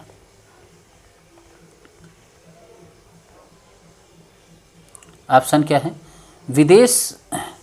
विदेश यात्राओं और साहित्यिक सम्मेलनों का विस्तृत वर्णन किया है। बीमारी, वृद्धावस्था, मानसिक स्थिति और मृत्युबोध की चिंतन धारा है। कवि सम्मेलनों की रोचक घटनाओं और तत्कालीन कवियों से संबंध है। नेहरू परिवार से उनके घनिष्ठ संबंध और राजनीतिक हस्तक्षेप हैं। बताएं। तो सही इसका उत्तर है ऑप्शन नंबर 2। कौन सा? बीमारी, वृद्धावस्था की मानसिक स्थिति और मृत्युबोध की चिंतन धारा है। ठीक है, ऑप्शन नंबर 2, 10 द्वार से सोपान तक। आगे बढ़ते हैं तो अगला प्रश्न देखते हैं कि निम्नलिखित रिपोर्टाज और उनके प्रकाशन वर्ष के जोड़े में कौन सा असंगत है। असंगत बताना है आपको। देखो ये रहा, ये रहा, देखो धर्मवीर भारती युद्ध यात्रा 1972, शिवदान सिंह चौहान लक्ष्मीपुरा 1938, रांगे राघव तूफानों के बीच 1941, ऋण जल दंजल 1977। ठीक है, ये आपको बताना है। रिपोर्टाज उनके प्रकाशन वर्ष के जोड़े में कौन सा संगत है, बताएं।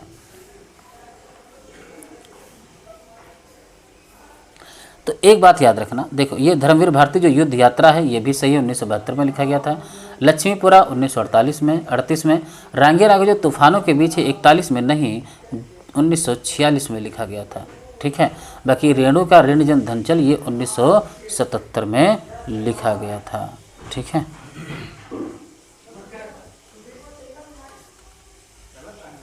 चलो आगे बढ़ते हैं, अगला प्रश्न बताएं। 47 नंबर है कि प्रसिद्ध व्यंग्यकार हरिशंकर परसाई, प्रसिद्ध व्यंग्यकार भाई हरिशंकर परसाई के किस व्यंग्य संग्रह में भ्रष्टाचार, राजनीति और धार्मिक पाखंड पर केंद्रित निबंधों का संकलन है? तिरछी रेखाएं, सदाचार का ताबीज, या फिर विकलांग श्रद्धा का दौर, अपनी अपनी बीमारी। ठीक है, तो ये बताना है किस में है। तो याद रखना इनका एक उत्तर विकलांग श्रद्धा का दौर, इसमें इन्होंने जो है भ्रष्टाचार, राजनीति और धार्मिक पाखंड पर केंद्रित निबंध संकलन किया है निबंधों का। आगे बढ़ते हैं, अगला प्रश्न 48 नंबर है कि एक साहित्यिक की डायरी मुक्तिबोध में संकलित तीसरा क्षण नामक लेख में तीसरा क्षण किस बात का प्रतीक? बहुत अच्छा प्रश्न है। लेखक के विश्राम का क्षण है। वह क्षण जब आत्म संघर्ष और सामाजिक यथार्थ का द्वंद्व विचार में परिणत होता है। सी साहित्यिक रचना के पूर्ण होने का क्षण है। प्रगतिशील विचारधारा से मुक्ति का क्षण है। ठीक है, तो ऑप्शन नंबर इसका 2 है। ठीक है, वह क्षण जब आत्म संघर्ष और सामाजिक यथार्थ का द्वंद्व विचार में परिणत होता है, तो ऑप्शन नंबर इसका 2 इसका सही है। चलो आगे बढ़ते हैं। 49 कि जूठन यानी ओम प्रकाश वाल्मीकि द्वारा रचित आत्मकथा की एक प्रमुख विशेषता यह है कि यह केवल व्यक्तिगत दुख और अपमान पर केंद्रित है। 2 सामूहिक दलित जीवन के संघर्ष, शोषण और प्रतिरोध को यथार्थ के साथ चित्रित करती है। 3 ब्राह्मणवाद के प्रति सहानुभूति प्रदर्शित करती है। और 4 इसमें केवल कविताओं और गीतों के माध्यम से पीड़ा व्यक्त की गई है, बताना है आपको। ठीक है, पूछा है कि जूठन जो है ओम प्रकाश वाल्मीकि दलित आत्मकथा की प्रमुख विशेषता यह है कि यह जो है सामूहिक दलित जीवन के संघर्ष, शोषण और प्रतिरोध को यथार्थ के साथ चित्रित करते हैं। ऑप्शन नंबर 2 इसका उत्तर सही है। आगे बढ़ते हैं। अरे यायावर रहेगा याद, आगे यात्रा वृत्तांत के संबंध में कौन सा कथन सही नहीं है? कौन सा कथन सही नहीं है आपको बताना है। देखो इसमें बहता पानी निर्मल और कितनी नाव में कितनी बार जैसे अध्याय शामिल है। आगे यह कृति एशिया और यूरोप की यात्राओं का वृत्तांत प्रस्तुत करती है। 3 इसमें लेखक ने प्रकृति और मनुष्य के संबंधों पर दार्शनिक चिंतन प्रस्तुत किया है। 4 इसकी भाषा में क्या काव्यात्मकता और चित्रात्मकता का समावेश भी मिलता है, सभी लोग बताएं। तो ये इस बात को याद रखना भाई, ये ऑप्शन नंबर 2 गलत है कि इसकी कृति एशिया और यूरोप की यात्राओं का वृत्तांत प्रस्तुत करती है। ऐसा नहीं है। भारतीय जिसमें असम वगैरह के सब कहें कि मांजुली द्वीप इन सब का वर्णन इसमें है, एशिया का कहीं, यूरोप का तो कहीं वर्णन ही नहीं। तो ऑप्शन नंबर इसका 2 सही है। अच्छा, ये लिखा कब गया था? याद रखना 1953 में लिखा गया था। अरे यावर रहेगा याद, सब लोगों को पता है। ठीक है, चलो आगे बढ़ते हैं, अगला प्रश्न बताएं। तो अगला प्रश्न है आपके सामने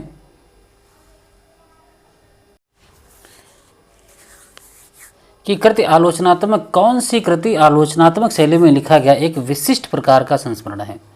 एक बार फिर से प्रश्न को पढ़ते हैं कि निम्नलिखित में से कौन सी कृति है जो आलोचनात्मक शैली में तो लिखी गई है, एक विशिष्ट प्रकार का संस्मरण है। इस बात को याद रखना है। तो कौन सा है? देखो अमृता प्रीतम का जो एक है अक्षरों के साए नहीं, रामविलास शर्मा मेरा देश और देश के लोग, और कन्हैयालाल मिश्र प्रभाकर का दीप जले शंख बजे, और 4 है विष्णु प्रभाकर जाने अनजाने। तो बताइए इसमें कौन सा सही होगा? तो ऑप्शन नंबर 2 रामविलास शर्मा का जो संस्मरण है ये मेरा देश और देश के लोग, ये जो है विशिष्ट प्रकार का संस्मरण है। आगे बढ़ते हैं, अगला प्रश्न बताइए। कि संस्कृति के 4 अध्याय, रामधारी सिंह दिनकर के तीसरे अध्याय का मुख्य विषय क्या है। आपको तीसरे अध्याय का मुख्य विषय बताना है। देखो, पहला भारतीय संस्कृति की उत्पत्ति और विकास, दूसरा मुगल काल में भारत में इस्लाम और हिंदी उर्दू के बीच संबंध, तीसरा है आधुनिक भारत में राष्ट्रीय जागरण और सांस्कृतिक चेतना, चौथा है वैदिक और बौद्ध धर्म की सांस्कृतिक देन। बताइए इसमें कौन सा है। तो बिल्कुल सही बी ऑप्शन है कि मुगल काल में भारत में इस्लाम और हिंदू धर्म के बीच संबंध जो है ये मुख्य विषय है इसका। ठीक है, आगे पढ़ते हैं। अगला प्रश्न बताएं कि आचार्य रामचंद्र शुक्ल ने अपने निबंध कविता क्या है में कविता को मनुष्य, याद रखना बहुत इंपॉर्टेंट, कि मनुष्य तत्व के उच्च भूमि पर ले जाने वाला क्यों माना है। इंपॉर्टेंट ऑप्शन पढ़ते हैं। क्योंकि 53 देखो, क्योंकि यह मनुष्य को तर्क और विज्ञान की ओर प्रेरित करती है। बी, क्योंकि यह धार्मिक उपदेशों को सरल भाषा में समझाती है। सी, क्योंकि यह हृदय की मुक्तावस्था को प्राप्त कराती है और उसे जगत और जीवन से जोड़कर रागात्मक संबंध स्थापित करती है। डी, क्योंकि यह छंद, अलंकार और रीति का परिपालन सिखाती है। बताएं कौन सा इसका उत्तर है। तो ऑप्शन नंबर सी, क्योंकि यह हृदय की मुक्तावस्था को प्राप्त कराती है और उसे जगत जीवन से जोड़कर रागात्मक संबंध कराती है, याद रखना करती है। चलो आगे प्रश्न बताएं। निबंध से हमारे निबंध शुरू हो गए हैं कि शिव शंभू के चिट्ठे में बाल मुकुंद गुप्त ने करजन शाही, देखो करजन की जो शाही है यहाँ से करते हैं, पर व्यंग्य करते हुए एक जगह लिखा है कि आपकी लीला का अंत ऐसे अनूठे ढंग से हुआ कि हमारे चित्त पर उसका औरों से भी अधिक गहरा असर हुआ। लेखक यहाँ लॉर्ड कर्जन की किस घटना की ओर संकेत कर रहे हैं। गजब प्रश्न है भाई। महारानी विक्टोरिया की मृत्यु, बंगाल का विभाजन, मिलिट्री मेंबर के प्रश्न पर ब्रिटिश सरकार से मतभेद के कारण त्यागपत्र, और डी है दिल्ली दरबार का भव्य आयोजन। बताएं। सी बिल्कुल सही आपका उत्तर है। मिलिट्री मेंबर के प्रश्न पर ब्रिटिश सरकार के मतभेद के कारण जो त्यागपत्र हुआ था उसी लिए ये बात कही थी। आगे क्वेश्चन बढ़ते हैं। तो भारतेंदु हरिश्चंद्र भारतवर्षोन्नति कैसे हो सकती है निबंध में उन्होंने यह क्यों कहा है कि सब उन्नतियों का मूल धर्म है, इससे सबसे पहले धर्म की उन्नति करनी उचित है। देखो, एक क्योंकि धर्म ही मनुष्य को धन कमाने के लिए प्रेरित करता है। बी, क्योंकि उस समय केवल धार्मिक सुधार ही देश की प्रधान प्राथमिकता थी। सी, क्योंकि भारतेंदु के अनुसार देश के लोग धार्मिक कृतियों और अंधविश्वासों के कारण अन्य सामाजिक आर्थिक उन्नतियों से विमुख हो रहे थे। डी, क्योंकि उन्होंने केवल सनातन धर्म के पुनरुत्थान को ही देश की उन्नति का आधार माना है। तो बताएं इसमें कौन सा उत्तर सही है। बताएं। बिल्कुल सही बात है, उत्तर इसका सी होना चाहिए। सही है, क्योंकि भारतेंदु के अनुसार देश के लोग धार्मिक कृतियों और अंधविश्वासों के कारण अन्य सामाजिक आर्थिक उन्नतियों से विमुख हो रहे थे, इसीलिए उन्होंने कहा था कि सब उन्नतियों का मूल धर्म है। आगे बढ़ते हैं। नाखून क्यों बढ़ते हैं निबंध में हजारी प्रसाद द्विवेदी ने मनुष्य की सहजात वृत्ति किसे कहा है। 56 का क्वेश्चन, शिक्षा ग्रहण करने की इच्छा, समाज में रहने की प्रवृत्ति, नाखून को बार बार बढ़ना, परोपकार और दया की भावना। तो सबको पता है जो काटना ये सहजात वृत्ति थी। सी ठीक है, नाखून का बार बार बढ़ना और काटना पास सॉरी।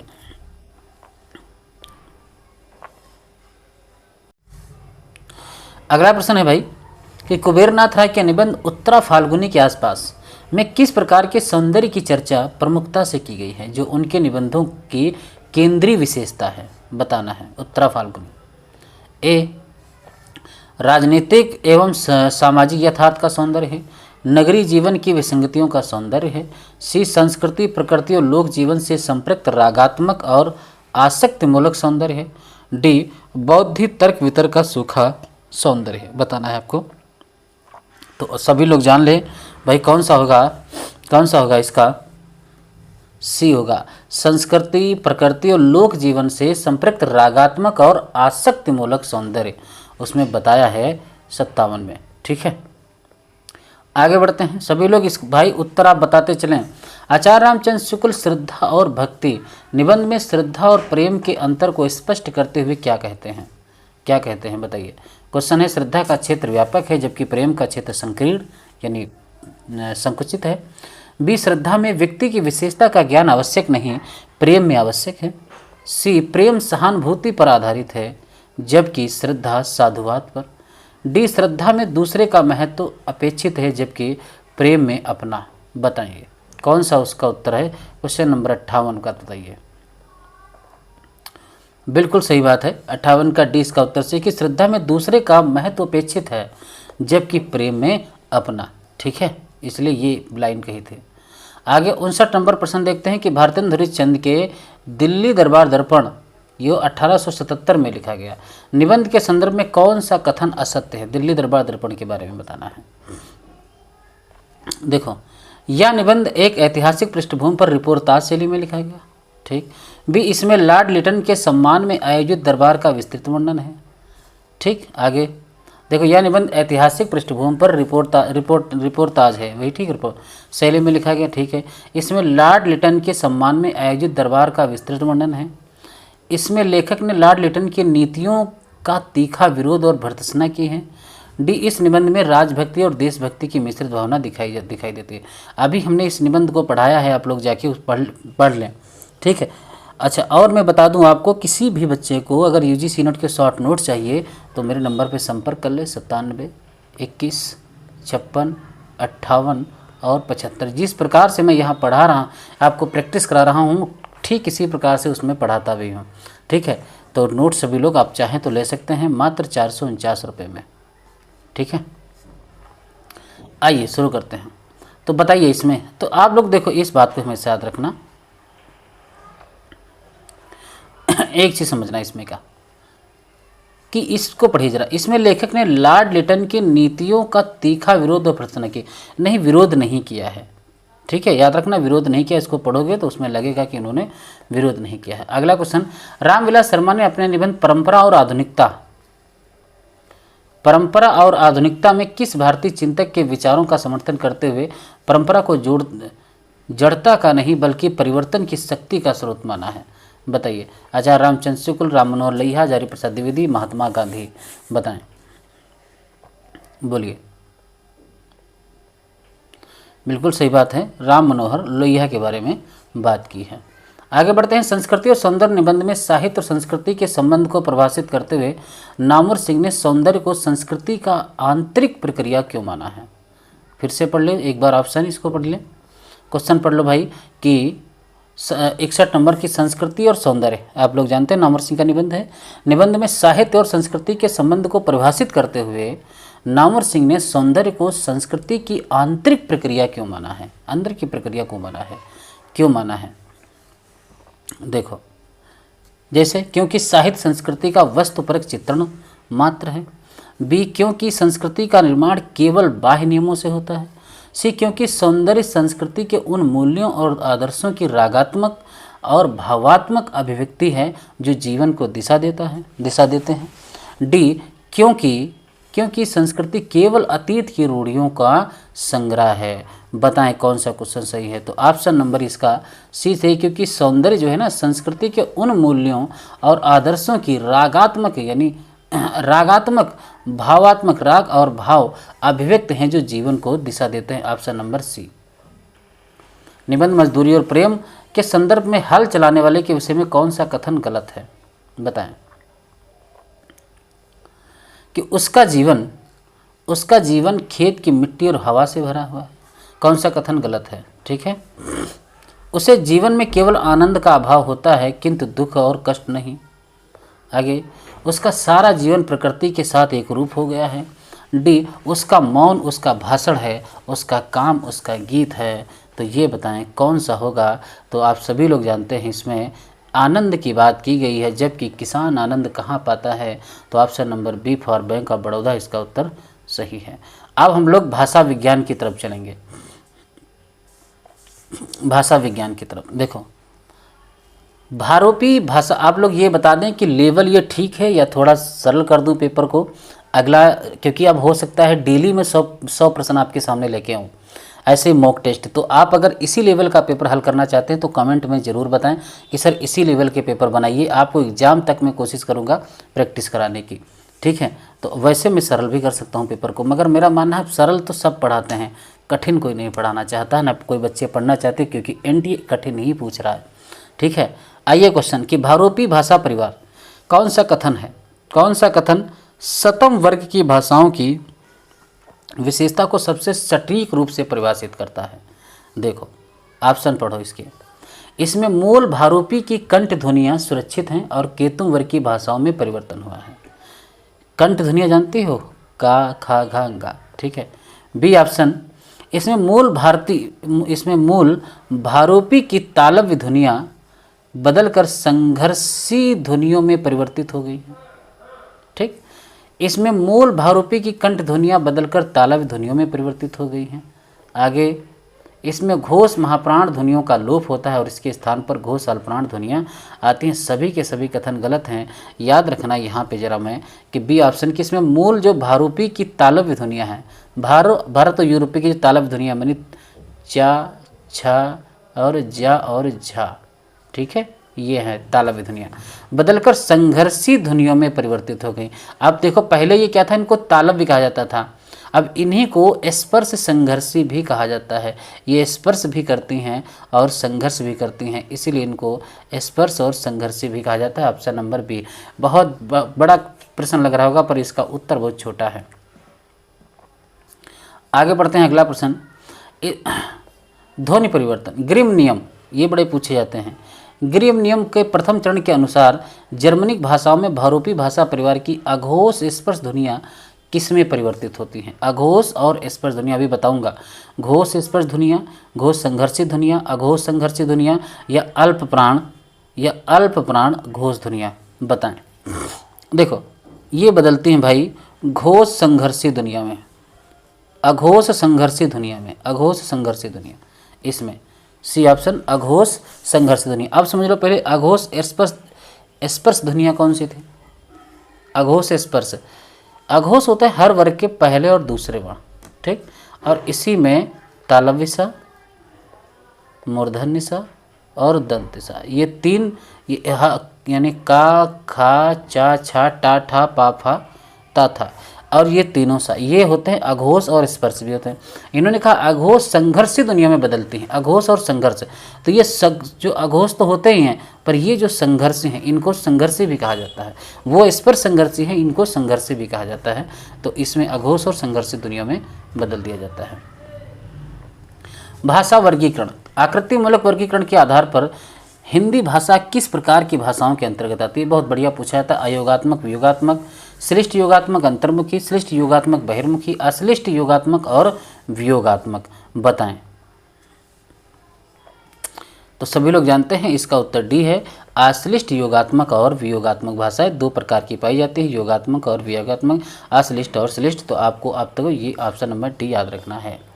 आगे बढ़ते हैं। अपभ्रंश और आधुनिक भारतीय आर्य भाषाएं किस अपभ्रंश से पश्चिमी हिंदी और राजस्थानी दोनों का विकास हुआ माना जाता है?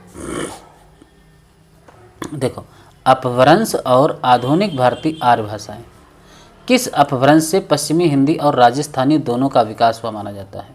पैशाची अपभ्रंश, मागधी अपभ्रंश, सौरसेनी अपभ्रंश या अर्धमागधी अपभ्रंश, बताएं। पैशाची, मागधी, सौरसेनी, अर्धमागधी, पैशाची, मागधी, सौरसेनी, अर्धमागधी, पैशाची, मागधी, सौरसेनी, मागधी, बताएं कौन सा है? अपभ्रंश और आधुनिक भारतीय आर्य भाषाएं किस अपभ्रंश से पश्चिमी हिंदी और राजस्थानी दोनों का विकास होना? ये बहुत अच्छा प्रश्न है और सभी लोगों को मैंने पढ़ाया भी भाषा विज्ञान में, ठीक है, बताएं सभी लोग। 66 नंबर।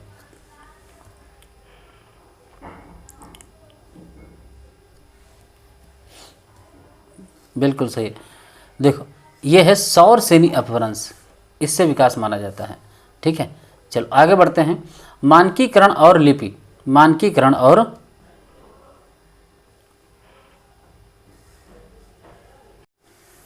बताइए, मानकीकरण और लिपि। देवनागरी लिपि के संबंध में दिए गए कथनों पर विचार करना है। बहुत अच्छा प्रश्न है इसमें तो आप लोग समझ ही जाएंगे कि देवनागरी लिपि का विकास नागरी लिपि से हुआ है जिसका संबंध गुप्त लिपि से है, ठीक।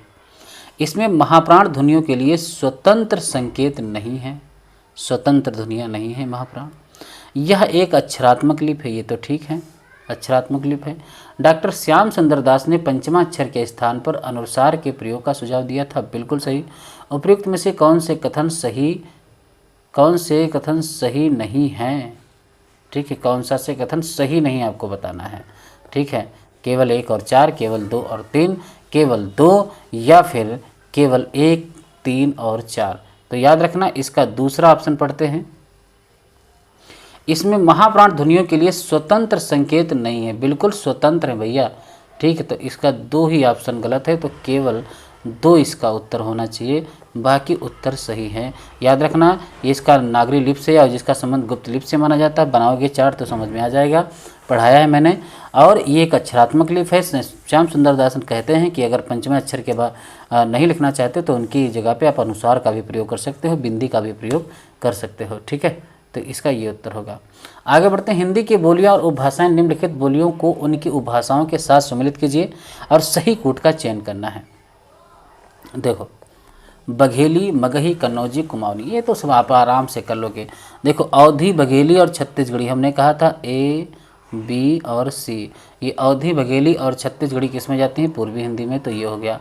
मगही हमारी किसकी है? पूर्वी हिंदी की। कन्नौजी, कुमाऊनी किसकी है? पहाड़ी हिंदी की। कन्नौजी पश्चिमी हिंदी की।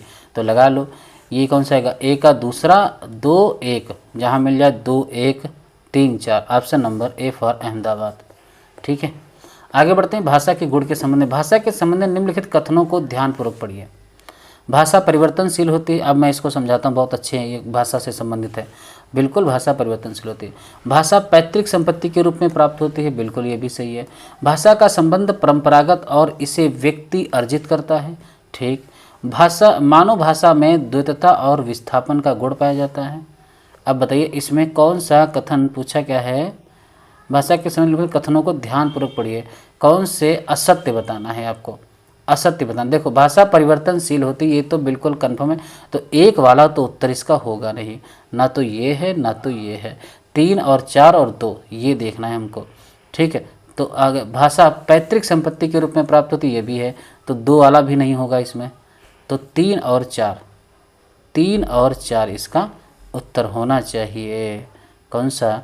B option. कौन सा? B option. देखो, एक मिनट थोड़ा फिर से समझना। भाषा परिवर्तनशील होती, यहाँ ये तो कथन ठीक है। ये जो है कथन आपको दे रहा है 2, भाषा पैतृक संपत्ति के रूप में। देखो, अगर नहीं, पैतृक संपत्ति तो होती है मगर मूलतः नहीं मिलता है, क्योंकि भाषा हम भाई बोलना तो माता पिता के द्वारा हम लोग सीख लेते हैं, मगर क्या बोलना है, कैसे बोलना है, ये सब चीज़ें हम समाज से सीखते हैं, तो सामाजिक भी है। तो इसीलिए ये इसका उत्तर ठीक नहीं है। बाकी भाषा का संबंध परंपरागत है, इससे व्यक्ति अर्जित करता है, बिल्कुल से हम लोग सीख के चीज़ें स्कूल में पढ़ते हैं, विद्यालय जाते हैं, हर जगह जाते हैं, पढ़ते हैं, तो हम लोग अर्जित कर लेते हैं चीज़ों को, भाषा को ठीक तरीके से बोलना सीख जाते हैं, ये भी है। मानव भाषा में द्वैतता और विस्थापन का गुण भी पाया जाता है। हम चाहें तो इसको जितने भी भाषाओं को अपने अंदर ट्रांसलेट कर सकते हैं। तो ऑप्शन नंबर इसका 2 ही इसका उत्तर गलत है। ठीक है, आरोपवाद, उत्पत्तिवाद के संबंध में निम्नलिखित से कौन सा कथन सही नहीं है? उत्पत्तिवाद, अब देखो आपके सामने काव्यशास्त्र का पाठ चालू हो गया है, आपको बताना है। सबसे पहले उत्पत्तिवाद, इसके प्रवर्तक भट्ट लोलट हैं, बिल्कुल सही। यह मत मीमांसा दर्शन पर आधारित है, बिल्कुल सही है। आगे, यह मत रस की स्थिति अनुकार यानी मूल पात्र में मानता है, बहुत अच्छे, सब भट्ट लोलट से संबंधित पूछ लिया। इसके मत के अनुसार सामाजिक दर्शक को रस की भुक्ति या भोग प्राप्ति, ऐसा नहीं, इन्होंने ये बात नहीं कही थी, इनके परवर्ती आचार्यों ने कही थी। आगे बढ़ते हैं। आचार्य मम्मट द्वारा प्रतिपादित काव्य लक्षण तदसो शब्दों से गुणा वर्णन करते ही पुनः क्वापे के संबंध में निम्नलिखित में से कौन सा अलंकार संबंधी अस्पष्ट प्रावधान है? बताना। बहुत अच्छा प्रश्न दिया है। ठीक है, शब्द और अर्थ का दोष रहित होना, ठीक। तदोषो शब्दार्थो सगुणा वनलंकृति पुनः का के संबंध में निम्नलिखित से कौन सा अलंकार संबंधी अस्पष्ट प्रावधान यानी स्पष्ट नहीं है, ठीक नहीं है, बताना है। शब्द और अर्थ का दोष रहित होना, बिल्कुल सही। शब्द और अर्थ का सगुण यानी गुण युक्त होना, बिल्कुल सही। वो तो आपस में विरोधी बात कर रहे हैं। अलंकार विहीन होने पर भी कुछ स्थलों पर काव्य अवित्व संभव। शब्द और अर्थ का सदा हमेशा अलंकार सहित होना अनिवार्य। ऐसा तो नहीं है, ऐसा बिल्कुल नहीं है, ठीक है, ये स्पष्ट नहीं है भाई, सदैव अलंकार थोड़ी मिल जाएगा। आगे बढ़ते हैं 72। आचार्य आनंद वर्धन के अनुसार ध्वनि को काव्य की आत्मा मानने के कारण ध्वनि विरोधी आचार्यों ने कितने प्रमुख भेदों के आधार पर ध्वनि का खंडन किया है? देखो 4, 5, 3 या फिर 6, बताएं। तो कितना किया है? 3। कितने किए हैं भाई? 3 किए हैं, ठीक है, 3 किए हैं। जो 3 प्रकार के हैं, देखो उसमें मैं 3 प्रकार आपको बता देता हूं। तो एक पहला इन्होंने माना है अभाववादी, और जो दूसरा है वो भक्तिवादी है। बस इतना ही याद रखना है, भक्तिवादी। और तीसरा जो माना है वो अनभक्तिवादी, ठीक है, अनभक्तिवादी, ऐसे पढ़ लो, अनभक्तिवादी। ये 3 प्रकार के माने हैं, अभाववादी, भक्तिवादी, अनभक्तिवादी, 3 प्रकार के आपको याद रखना है। चलो आगे बढ़ते हैं। टी.एस. एलियट के निर्व्यक्तिकता के सिद्धांत का केंद्रीय विचार क्या है? केंद्रीय विचार आपको बताना है। पहला है कि कवि को अपनी व्यक्तिगत अनुभूतियों को काव्य में प्राथमिकता देनी चाहिए, ठीक है भाई। कविता कवि के व्यक्तित्व की अभिव्यक्ति नहीं बल्कि उसके व्यक्तित्व से पलायन। ये तो लाइन आप लोग न जाने कितनी बार सुनी है। आगे, कवि का मन एक सक्रिय सर्जक है जो पुरानी परंपराओं को पूर्णतः नकार देता है। बताएं इसमें कौन सा है? कवि का मन एक सक्रिय सर्जक है जो पुरानी परंपराओं को पूर्णतः नकार देता है। आपको बताना है इसमें कौन सा कथन जो कि है वो सही है, ठीक है, क्या बताना है? और कविता में केवल बौद्धिकता होनी चाहिए, भावना का कोई स्थान नहीं है। ये कथन देखो कहा है टी.एस. एलियट ने। बताइए इसमें कौन सा कथन सही है, कौन सा विचार सही है? केंद्र। तो ऑप्शन नंबर इसको बी आप लोग सब लोग पढ़ते हैं और रट लिए होंगे कि कविता के कवि के व्यक्तित्व की अभिव्यक्ति नहीं बल्कि उसके व्यक्तित्व से पलायन। ये लाइन आपको याद रखनी है, टी.एस. एलियट की है, ठीक है, टी.एस. एलियट की है। पाश्चात्य काव्यशास्त्र अरस्तु द्वारा प्रतिपादित विरेचन के सिद्धांत का मूल उद्देश्य क्या है? दर्शकों में भय और करुणा को उत्पन्न करके उन्हें अशुद्ध करना। अच्छा, आगे, दर्शकों में निहित भय और करुणा जैसे मनोविकारों का उद्वेग एवं शोधन, शुद्धि करना। त्रासदी में केवल नैतिक शिक्षा देना और आनंद को गौण मानना। डी, कला को प्रकृति का हूबहू अनुकरण मानना और भावों को दबाना। ये बताइए कौन सा इसका उत्तर आपका सही होगा? हाँ तो बताएं, बिल्कुल सही, ऑप्शन नंबर इसका बी। पढ़ें थोड़ा। दर्शकों में निहित भय और करुणा जैसे जो मन के विकार हैं उनको उद्वेग कर लो यहाँ, उद्वेग एवं शोधन यानी शुद्धि करना होता है। ये ऑप्शन नंबर बी विरेचन का अनुसार है। बहुत इंपॉर्टेंट कथन है, याद रखना। अगला देखते हैं, निम्नलिखित में से किस समाज सुधारक का संबंध ब्रह्म समाज से नहीं है? राजा राम मोहन राय, देवेंद्रनाथ टैगोर, केशव चंद्र सेन, स्वामी दयानंद सरस्वती। बताएं 75 का बताएं।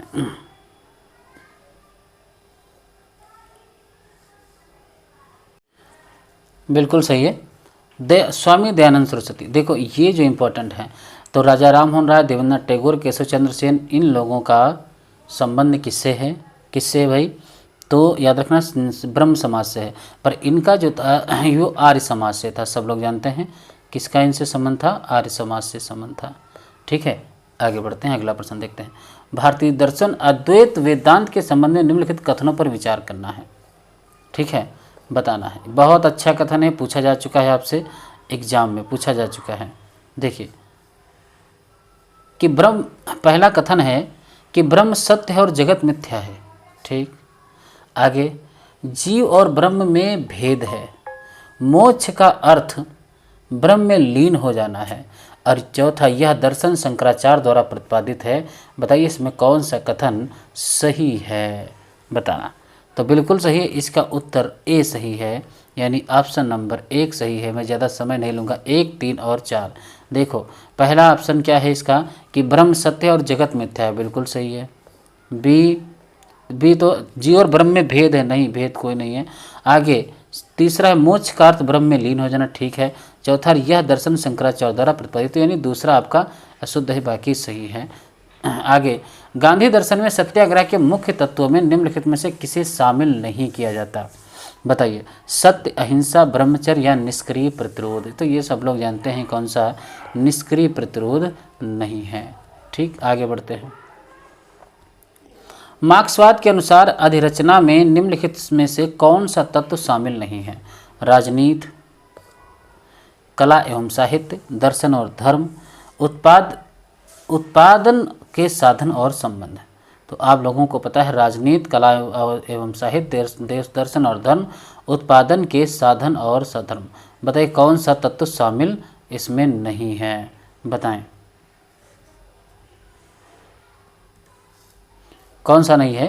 तो इस बात को याद रखना, कौन सा नहीं, उत्पादन के साधन और संबंध इससे संबंधित नहीं है। बाकी राजनीति, कला एवं साहित्य, दर्शन और धर्म ये तीनों मार्क्सवाद के अनुसार शामिल किए गए हैं।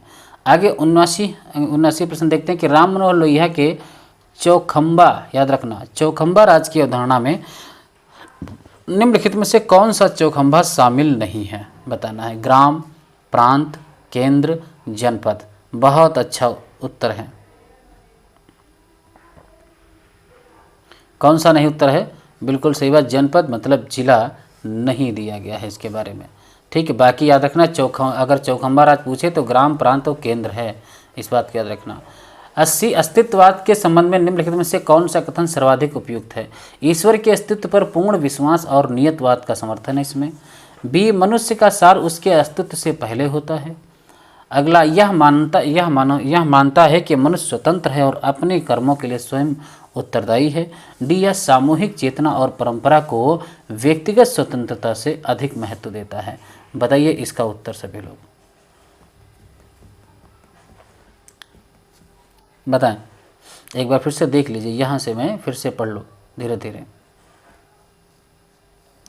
बिल्कुल सही बात, इसका उत्तर जो आप लोग जानते हैं, इसका उत्तर क्या है भाई, सी उसका, कि यह मानता है कि मनुष्य स्वतंत्र है और अपने कर्मों के लिए स्वयं उत्तरदायी है। बहुत अच्छे लेवल के प्रश्न है भाई। आप लोग अगर थोड़ी सी अगर सराहना करेंगे, कमेंट करेंगे, तो इस लेवल के प्रश्न में पर डे आपको करा सकता हूँ। मेहनत करता हूँ आप लोगों के पीछे, रात रात जागता हूँ।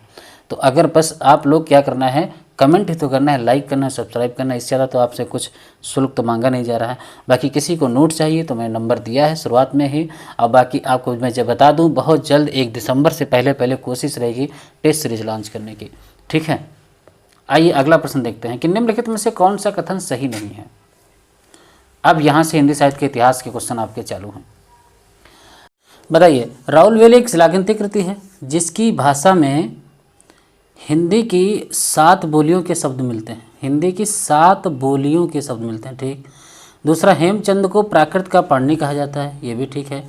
विद्यापति ने कीर्तिलता और कीर्ति पताका की रचना संस्कृत भाषा में की है, अच्छा।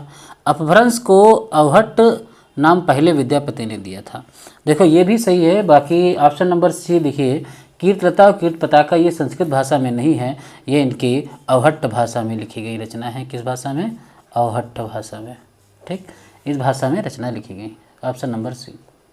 आगे बढ़ते हैं, सिद्धों की विचारधारा के संबंध में कौन सा कथन असत्य बताना है। देखो कि सिद्धों ने तंत्र मंत्र जादू टोना को अपने मत में स्थान दिया, ठीक। आगे, ये जात भेद और बाह्य डंबरों का विरोध करते थे, इनकी भाषा को संध्या भाषा कहा जाता था। सिद्धों का प्रधान केंद्र बिहार और उत्तर प्रदेश था, बताइए। तो नहीं, उत्तर प्रदेश तो खैर नहीं था इनका, ये असम उधर साइड के थे, तो ये तो खैर नहीं है इनका, ऑप्शन नंबर सी नहीं था, डी ऑप्शन इसका सही है। संत रज्जब ने दादू दयाल की रचनाओं को संकलन किस नाम से किया था, ज्ञान समुद्र, हडे बानी, शबदी या अंगवधु। तो बताइए, सभी को पता है किस नाम से किया था, अंगवधु के नाम से किया था। किस नाम से, अंगवधु। सत्यवती कथा जो कि 1501 ईस्वी में लिखी गई थी, ईश्वरदास के संबंध में कौन सा तथ्य सही है। इसे रामचंद्र शुक्ल ने सूफी प्रेमाख्यान परंपरा की पहली रचना माना है, ठीक है। यह रचना अवधी भाषा में दोहा चौपाई शैली में लिखी गई है। ये भी ठीक है। डॉक्टर हजारी प्रसाद द्विवेदी ने इसे हिंदी की प्रथम प्रेमाख्यान काव्य कृति माना है। ठीक है, तो याद रखना सी, अच्छा सी एक और ऑप्शन है डी। हाँ, इसमें नायक का नाम रतन सेन और नायिका का नाम सत्यवती। याद रखना रतन सेन नाम नहीं था, ये बात वही तो हम सोच रहे हैं कि इसमें बाकी ऑप्शन सही हैं इसमें। ठीक है, बाकी ऑप्शन सही हैं।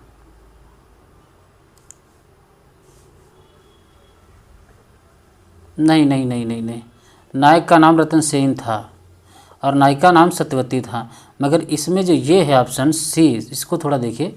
हजारी प्रसाद द्विवेदी ने हिंदी प्रथम प्रेमाख्यान कवि कृति इसे माना नहीं। सत्यवती कथा को राम कुमार वर्मा, रामचंद्र शुक्ल ने सूफी प्रेमाख्यान प्रथम परंपरा की पहली रचना माना नहीं। रामचंद्र शुक्ल ने तो नहीं माना। यह रचना अवधी भाषा में दोहा चौपाई शैली में लिखी गई, ये बिल्कुल सही है। डॉक्टर हजारी प्रसाद द्विवेदी ने इसे हिंदी की प्रथम प्रेमाख्यान काव्य कृति माना। इसमें दो उत्तर होंगे, बी और सी दोनों सही हैं। ठीक है, डी ऑप्शन नहीं है। याद रखना नायिका तो सत्यवती है पर नायक का नाम ऋतुवर्ण है।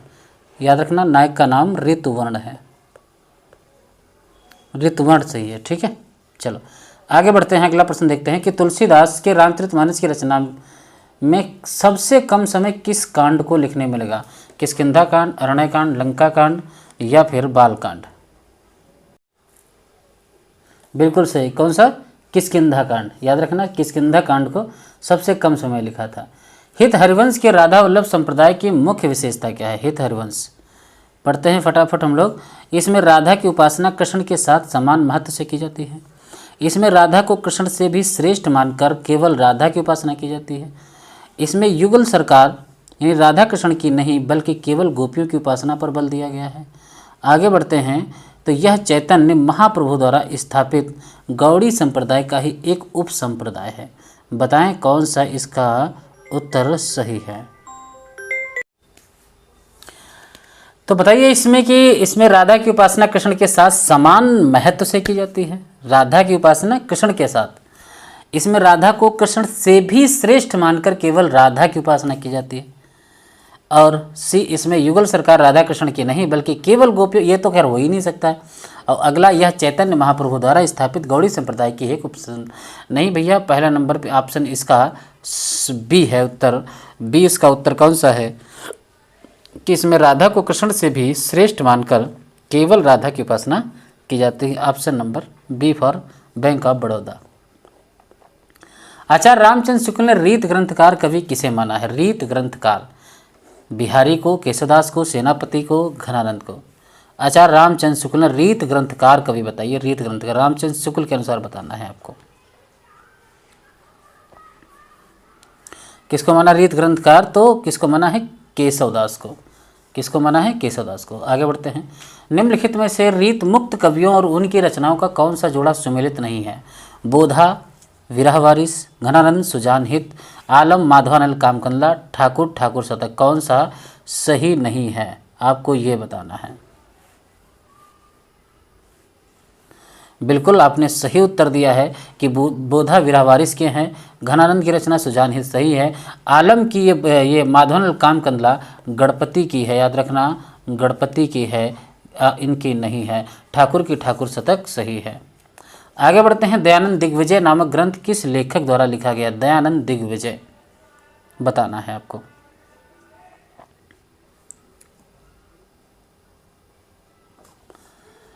भारतेंदु हरिश्चंद्र ने, बालकृष्ण भट्ट ने लिखा है या फिर राधा कृष्ण दास या फिर गोपाल राम गहमरी? बताएं जल्दी, समय आपके पास शुरू होता है अब। तो बिल्कुल आपने सही उत्तर दिया। इसका कौन सा है? बालकृष्ण भट्ट ने लिखा था दयानंद दिग्विजय। इंपॉर्टेंट रचना है। द्विवेदी युग के राष्ट्रीय सांस्कृतिक काव्यधारा के प्रमुख कवि माखनलाल चतुर्वेदी की प्रथम प्रकाशित कविता कौन सी है? बहुत बढ़िया है। कैदी और कोकिला, हिमकृष्णा, पुष्प की अभिलाषा या फिर सिपाही? बताएं कौन सी है? सबसे प्रथम तो कौन सी भाई? सिपाही लिखी गई। कौन सी? सिपाही, जो कि इम्पोर्टेंट है, याद रखना। आगे बढ़ते हैं। जयशंकर प्रसाद की किस कृति को कामायनी की पूर्व पीठिका कहा जाता है? झरना, आंसू, लहर या फिर प्रेम पथिक? वाह वाह, बताइए किसको कहा जाता है? इस करुणा कलित हृदय में अब विकल रागनी बजती, क्यों हाहाकार सुरों में वेदना यसीम गरजती। बताइए किसकी पंक्ति है? याद रखना आंसू। बहुत अच्छी है। आगे बढ़ते हैं। युग की गंगा जो कि 1947 नामक प्रगतिवादी काव्य संग्रह किसका है, जिसे मुक्तिबोध ने भारतीय आत्मा कहा था? नागार्जुन, केदारनाथ अग्रवाल, त्रिलोचन, शिव मंगल सिंह सुमन, या बताइए किसकी है ये?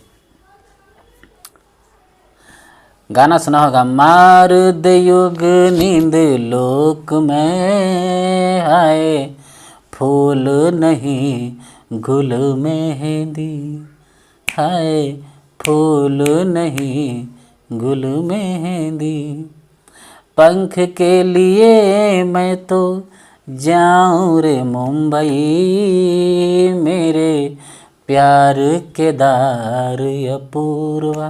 केदारनाथ अग्रवाल की सभी रचनाएं थी, वो भी क्रम से कविताएं, तो केदारनाथ अग्रवाल की याद रखना। ये युग की गंगा है। अगर आपसे युग की धारा पूछ ले, युग की धारा पूछ ले, तो युग की धारा किसने है? याद रखना किसकी है? नागार्जुन की। ठीक है। दूसरा 1951 में, दूसरा सप्तक जो कि 1951 में संकलित कौन सा कवि संशय की एक रात का रचनाकार भी है? वाह वाह, संशय की एक रात बताना है। भवानी प्रसाद मिश्र, शकुंत माथुर, नरेश मेहता, रघुवीर सिंह। बताइए किसकी है? तो सभी को पता है भाई किसकी है, नरेश मेहता की है। ठीक है। दूसरे सप्तक के कवि आप लोग याद हैं कि भवानी शकुंतला हरि रघुवीरा, भवानी शकुंतला हरि रघुवीरा, नरेश बहादुर धर्म युवीरा। नरेश बहादुर, यही नरेश मेहता। भवानी शकुंतला हरि रघुवीरा, नरेश बहादुर धर्म युवीरा, ये दूसरे सप्तक के कवि हैं। आगे तीसरे पूछ ले तो प्रयाग कीरत कुंवर केदारा, मदन विजय सर्वेशु दयाला। ये सब चारों सप्तक के कवि ऐसे हैं। मेरी क्लास आप लोग ज्वाइन करिए। ठीक है, एकदम आनंद विभोर आपको रचना याद हो जाएंगी। आत्मजयी जो कि 1965 में नामक लंबी कविता, जिसमें कंठोपनिषद के नचिकेता प्रसंग पर आधारित रचना है। रचनाकार कौन है? श्रीकांत वर्मा है, कुंवर नारायण है, विजय देव नारायण शाही हैं, या फिर सर्वेश्वर दयाल सक्सेना है? बताइए। बिल्कुल आत्मजयी क्यों बना दिया? कुंवर नारायण की रचना है।